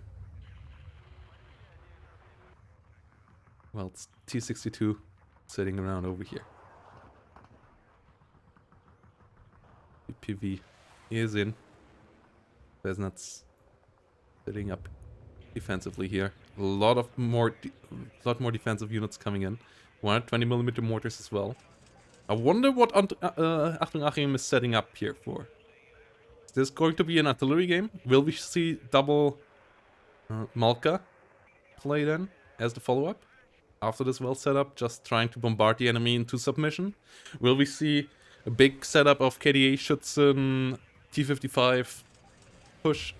As it seems to be a really slow setup here now. I could see us on the other side already will start with the dismantling of the Spetsnaz over here though. Spetsnaz will try to disengage out of the way. Will take some damage there most likely. Quite lucky so far with the hits, as they're moving south.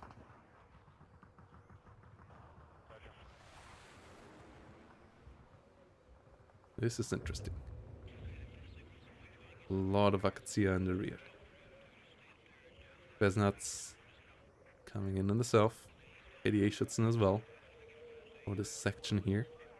That is most likely planned for push through here. Or push through here. Meanwhile, up in the north, ZSU-23. I'm surprised by these. I'm not a big fan of these at all. I mean, they're super cheap, but their range against airplanes is basically non-existent. And even against helicopter, their range is not that great. And the damage... accuracy is okay. But compared to the 57mm that you get in the same deck, it's just really not that much. Okay, Spetsnaz ascend onto the Motostrelkis over here. RPG takes out the BTR quickly. Motostrelki here will fall quickly. So parry RPOs down in the south holding the line, but they could have been overwhelmed as well. I'm not sure why the retreat comes here. Okay, mortar is now firing on top of this. T55s and TADU standing around here. And the first Malka is on the battlefield. Let's see what its job will be. And how effective the artillery play on both sides will be from here on out. Malka as a fire order on counter battery, okay. But from this long distance, it should be easily dodged. Meanwhile, Akatsia's not really hitting the Spetsnaz either. Good dodges there. But the resupply for them would be nice. Okay, retreating really far back with them. With all of them as well. I feel like one Spetsnaz and one Spetsnaz RPO could stay in the front line. The heavily damaged ones maybe go back, reload. Me-8 rockets once more for Achtung Achim around here. No AA this time though. So they can do some damage there. Spetsnaz grew. Moving forward here as recon. Helping out the Me-8s to find targets. The SPG units could just move forward as well here. Do their damage. Once the mortars are repositioned as well. Malka didn't really do much here. As the Akatsia did disengage. Is now on the fire order, where it also always moves afterwards. Me-8s this time though, really working out. Yeah. Me-8s getting the kills. Spetsnaz GRU only losing 1 hit point. Continues moving forward. Akatsia's not hitting anything really. Using up a lot of ammo there for not doing much. Artillery in WARNO is not coming for free at all. Second Malka being brought out. Should be more used for killing off units in the front line, I think. Like hitting this building, killing off these infantry units. Killing off maybe even enemy CVs if you can find them. Whilst over here, the Spetsnaz did make it back to this supply. And will be rearmed and reloaded. Me-8 rockets doing now back as well to reload. Pulmachiki will run into the Spetsnaz GRU, but the Spetsnaz GRU should win that fight on short range, as the Val and the Winterus are pretty good at CQC. Pulmachiki with its PKMs. I mean, it has 3 of them. If they can fire, they might still deal decent damage, but if it gets too close and can't even use them, it would be even worse. Okay. Spetsnaz now retaliating. And yeah, Pulmachiki already dropping 3 models versus 1 on the other side.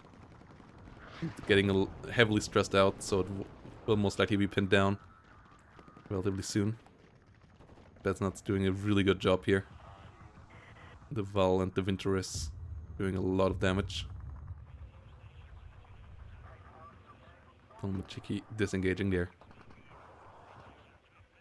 There's not GRU coming in on the side of Uncle Sam now as well. That's the tanks are rolling forward. No tanks on the other side just yet, which is interesting. No T-55 spam, no T-62s on the battlefield. Meanwhile, ooh, yeah, deep unload here. But a couple of units already getting killed off here by the CQC units of Uncle Sam. KDA Schützen, together with Spetsnaz, might be able to overwhelm these units here though, if the Saperis don't get in range for their TNT. If they can get in TNT range, they might be able to win. But if not, the Spetsnaz might be able to overwhelm them. The BTR-80 though, helping out quite well with its MGs. Okay, it's a stalemate. Spetsnaz OP with its RPG obviously could kill that. BTR got hit by the RPG-7, but not killed off. Meanwhile, mortar fire coming in over here.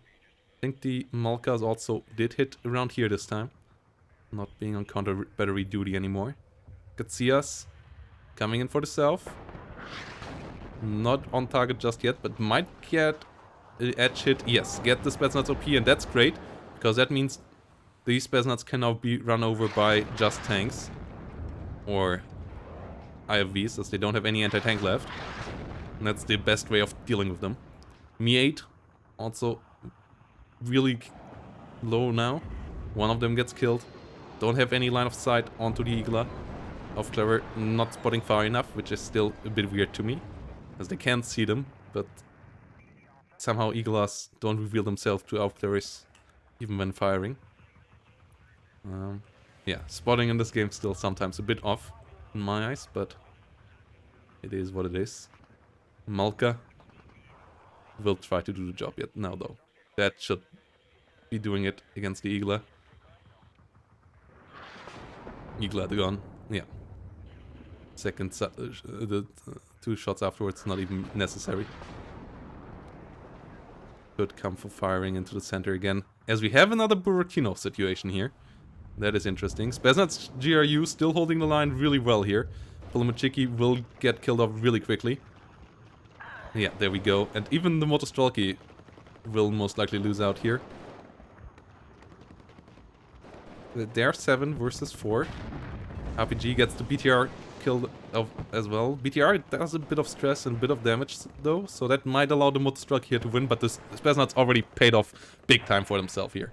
Spetsnaz GRU in a perfect spot, really good positioning there. And maybe also a bit of the wrong approach there for Uncle Sam. Okay, Spetsnaz still trading pretty well here, but now they might get overwhelmed. Yeah, as the Polomachiki and the BMP still are away, they can get a couple more shots over here. Get the BMP2 as well with one more RPG shot before going down. So really paying off so big. And this game way closer already than the first game. As we didn't see any major overextension from Achtung Achim this time. Did a couple of probing attacks, but always disengaged. Buratino though, trying to come in for a nice salvo over here. MiG-23 coming in on the Mi-8, getting the kill. Might not get out alive though. Yeah, Strelas get the kill. But still a fair trade there. Buratino is aiming up. That's the mortar fire. Comes in from the other side. And this game might go long. Buratino coming in here now. Spetsnaz. Ooh, this is a great hit. VPV also getting hit. Spetsnaz disengaging in the wrong direction. Won't get hit, but Spetsnaz OP both going down. CV going down. Great hits there. And it's a +2 now for Uncle Sam. That's much KDA shots in here. In big numbers coming in for Achtung Achim for the south. Buratino doing a good job. Malka's trying to counter battery, but great yeah. Instantly moving away there with the Buratino. So the Malkas won't do it. Malkas need to retarget. Okay. They are now on counter battery again, but that's not functional. That's not working well. As Uncle Sam is disengaging. Interested to see the BM-21 Grud. The Grud usually doesn't do too terribly much at the moment. Especially not for its price and its supply cost. And if you already have a Buratino, I don't quite see the point of the Grud, especially in a deck which has such heavy supply issues. Like reloading both is costing you so much. So that's quite surprising to me. Meanwhile, yeah, the Malka should be just used for hitting frontline units. Counter battery stuff is not working out. Uncle Sam perfectly on top of the repositioning. So the Malkas should just hit up the frontline here. They can deal as much damage as the Buratino can, basically. But if you just use them for counter battery, they're not doing that. They're a bit wasted on that duty at the moment for Achtung Achim. Igla getting hit over here. SU-17 with rockets trying to come in, but their targets disengage and there's too much AA here. They would easily get shut down quickly there. And the center currently not looking super hot for Achtung Achim. Artillery coming in onto the Conquerors. As the focus there is somewhere else at the moment. KDA Schützen coming in big numbers. The Conquerors here as well. Whilst in the north a lot of T-55s come around. They're still on counter battery duty. That is just such a waste right now. They would hit up these units in the center. Uncle Sam would be so much more busy right now. This is just, yeah, such a waste of ammunition and time. As the Akatsias are, yeah, this is so easy to do for Uncle Sam. And keeps the Malkas that can deal so much damage to the infantry here, can destroy important buildings and so on, off Uncle Sam's back. So, really not the way you want to use these. Especially not once you realize the enemy is actually macroing there. Artillery. Like, maybe attempting it once at the beginning, but afterwards you just should expect the enemy to do this. And be prepared for it. But trying to hit in the south is a bit off target though, as everything is already moved onward. SPW is getting hit up pretty hard here as well though. And KDA Schützen versus T62s have to be a bit lucky, as their RPG-7s don't deal amazing damage and have accuracy problems. If there's many of this, the T62 still might fall, but the RPG-7 really not the most efficient anti-tank weapon. They get the kill in the end though. And this is troublesome for Uncle Sam here now. As with the Spetsnaz and 4 KDA Schützen, the push in the south is pretty formidable. Conqueror's coming in with it as well. Not too great to push through the forest. Ooh, AA working here on the plane of Achtung, Achim. It's coming in with a lot of tanks in the north. Hell of a lot of tanks. T80 Udo once more getting into position to stop another tank push. Just like in game number 1. SPG's coming around with it as well. And I wonder... Ooh. Actually coming around with cease orders? Really?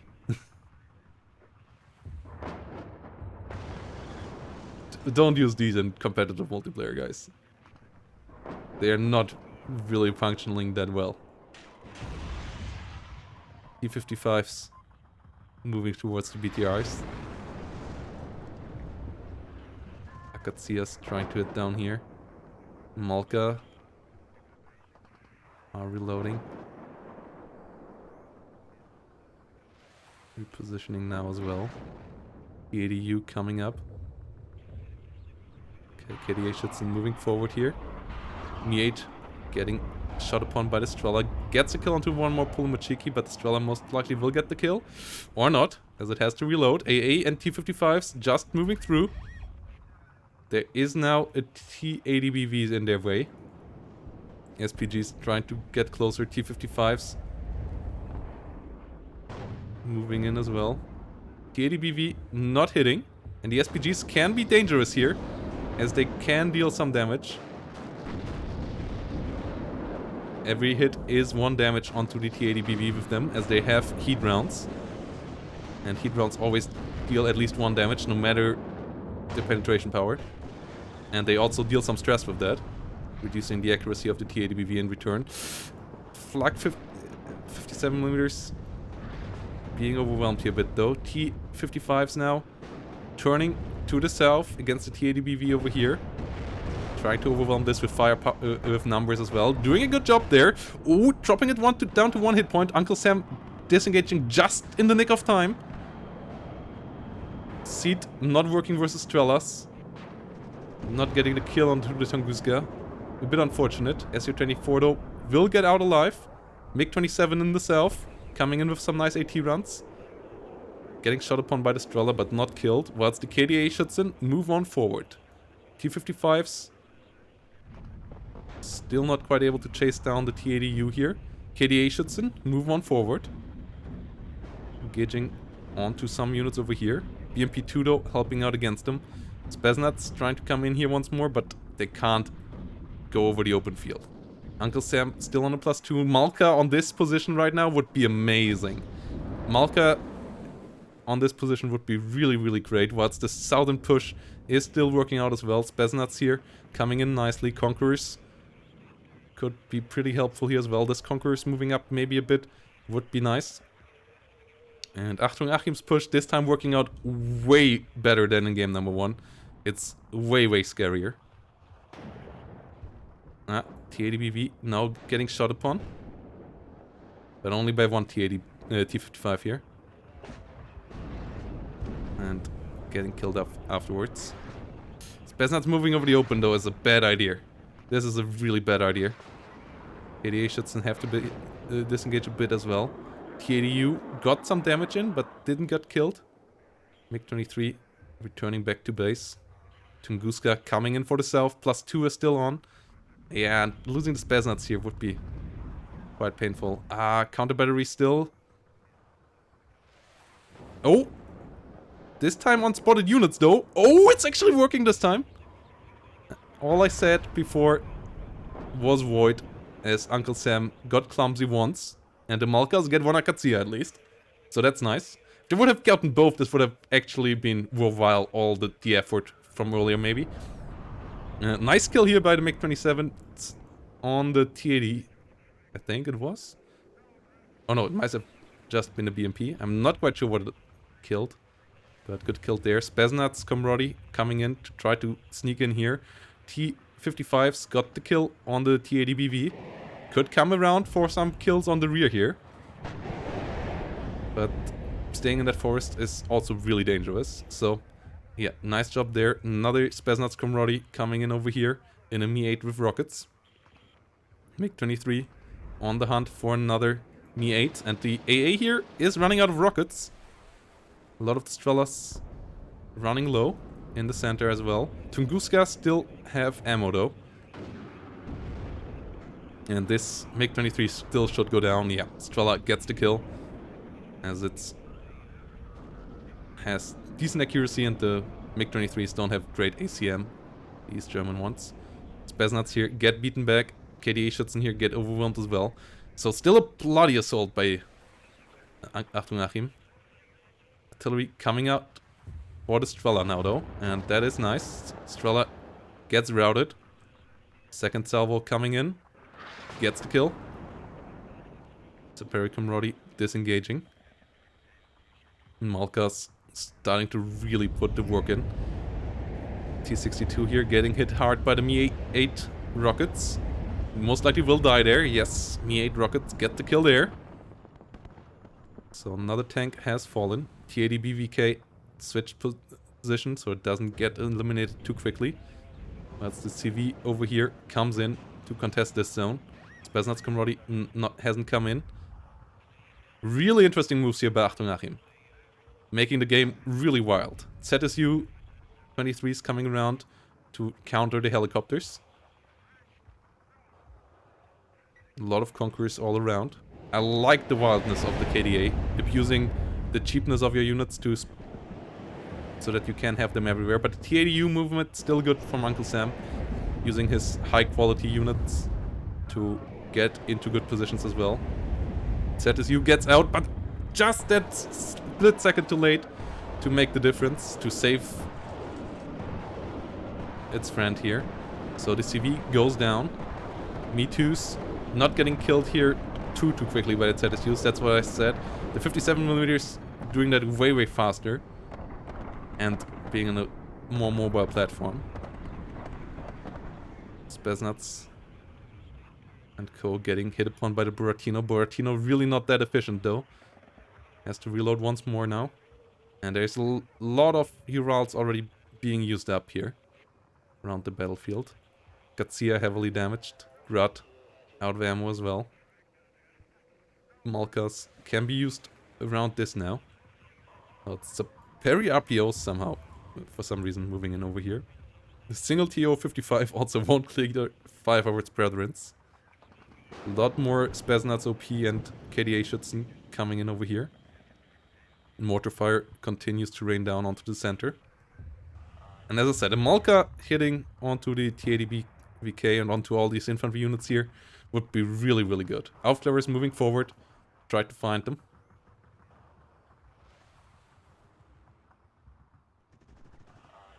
Redka gets spotted. Malka's currently not firing though. When I play the double Malka playstyle, I have them usually fire like basically all the time. You kinda don't want them to be silent. Especially not like 30 minutes away from the end of the game. Helicopter coming towards the T-55s. T-55s are in MG range though, so they will be pinning down the Mi-8 relatively soon. Can the Mi-8 get any rockets off? No. Yeah, MGs get the better of the Mi-8.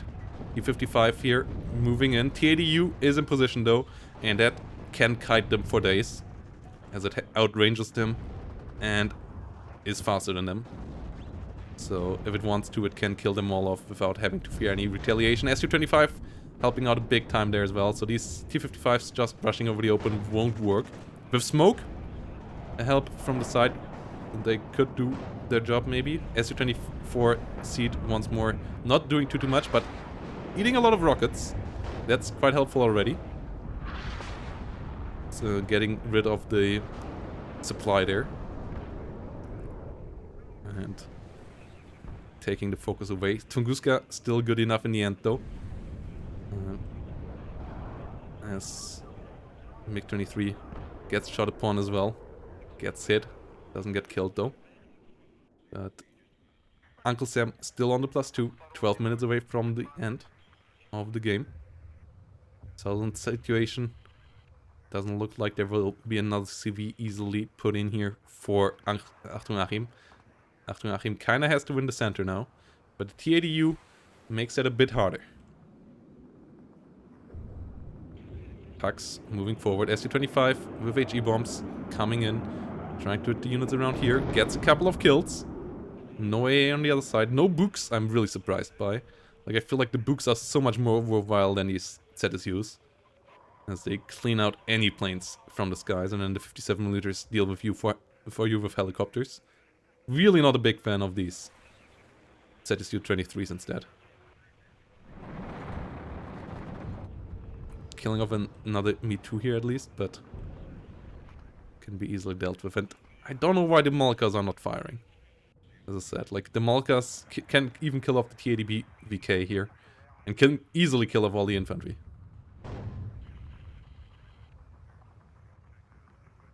Achim pushing forward here with ZSUs and Pax. KDA Schützen sitting in the north. T-80B VK. BV coming around here as well.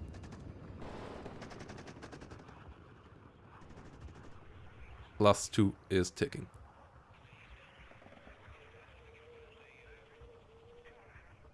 Malka still silent. Will this be another game where one side is pushing the other one out, but too late? Seems like this game will go down to time limit once more. I feel like Achtung Achim has control this time over it. Like, can overwhelm Uncle Sam here in the long term. Gets a nice kill onto the T-80. T-62 heavily damaged. Tunguska, the only AA still able to fire. Not doing too much. But Malka's being silent. And not enough forces here right now to capture all of this is a bit worrisome. 1,000 points ahead here. Once more, Uncle Sam.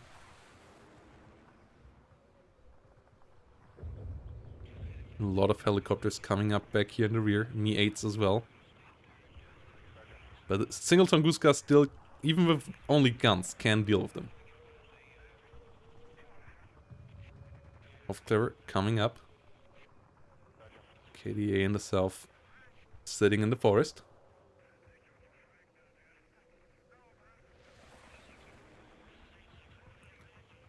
More Conquerors coming up. But the Malka's not firing. It's just such a waste.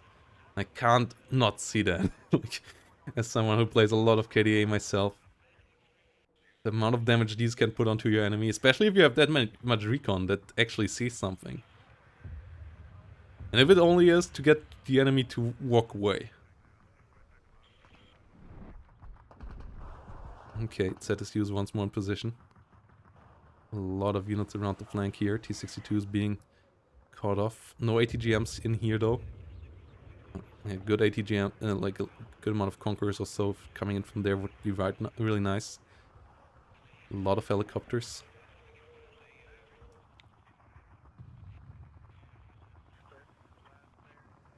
Only 9 minutes remaining. You have to watch the clock at this point. Ooh, the sound of the ZSU. Yeah, this Saperi won't make it out of here alive.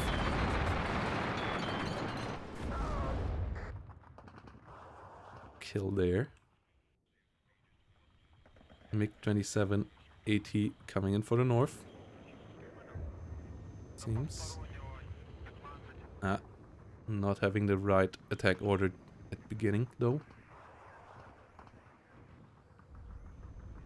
Okay, coming around once more. Coming in on the T-62. Will get the kill. Has one more missile left. It could use for something else.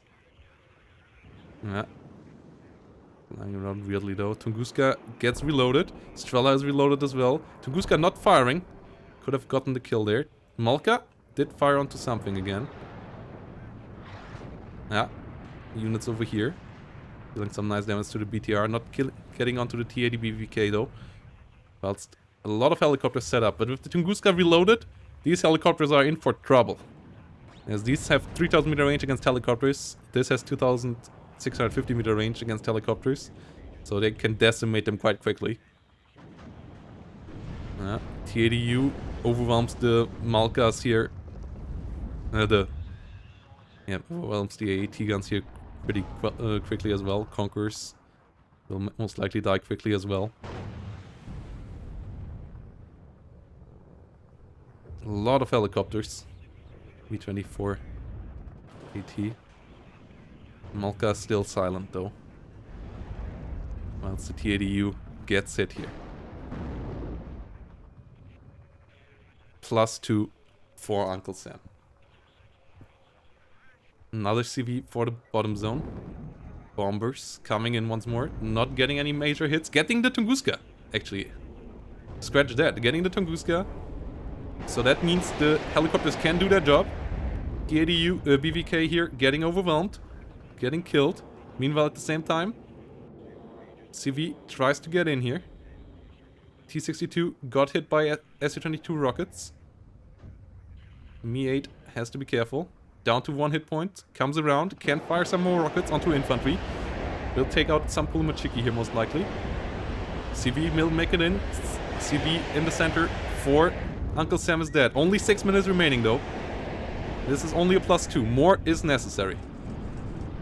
Needs a +6 basically at this stage. To get that 1400 points. Or maybe even more. Seed planes coming in nicely. Getting some nice kills. But there's not that much protecting the Spetsnaz down here in the south now. Helicopter is empty. So this is easily pushed out again. So it needs more over here. But the T-80U and the Mi-8s are still around. Helicopter not around to protect that. More bombers coming in. So the T-80U will get hit by some more bombs. Won't go down just yet. Mi-8 goes down. Strela gets the kill. Spetsnaz leader down to 5 hit points, but makes it in at least. Ooh, but little in front of this VBV as well. VBV leader not that well defended. Rapira around here, helicopters around here, so this T-80BV is in for a tough one. Maybe even the northern flank could be captured. Maybe even the rear could be contested here by Achtung Achim. But a +2 is not good enough. And the Spetsnaz camaraderie over here get overwhelmed. +2 is by far not good enough. At least not at this stage. Like, Achtung Achim let the enemy take him down for too long. Feels like too many people leave the time zone, the time limit out of sight for too long. And then they get surprised. This is kind of what this feels like. Oh no, VBV leader. Yeah, gets killed off. Oh no, this is it. This is it. This is no tick at all. Spetsnaz leader over here also getting overwhelmed now as all the helicopters going for the rear instead of staying here to kill this.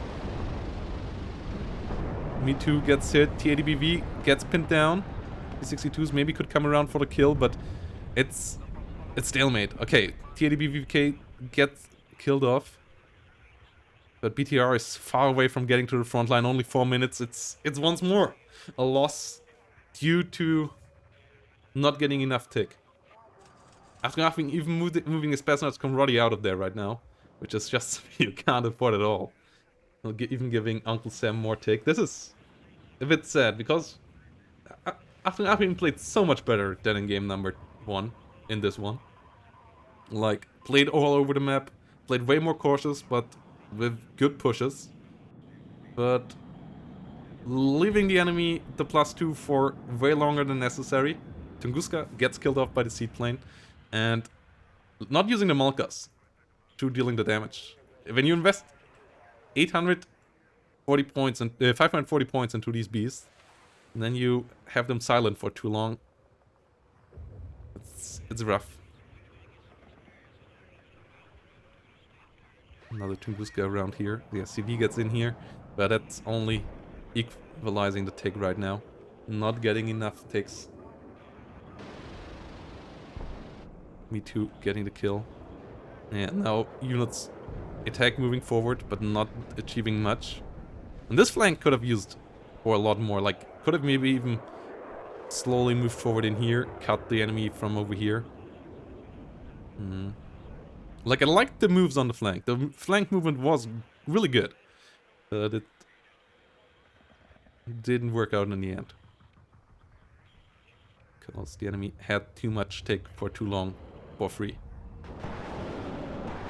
Another plane goes down. Buratino. Ooh. Coming in nicely here once more. Okay, this time the Buratino might have paid off.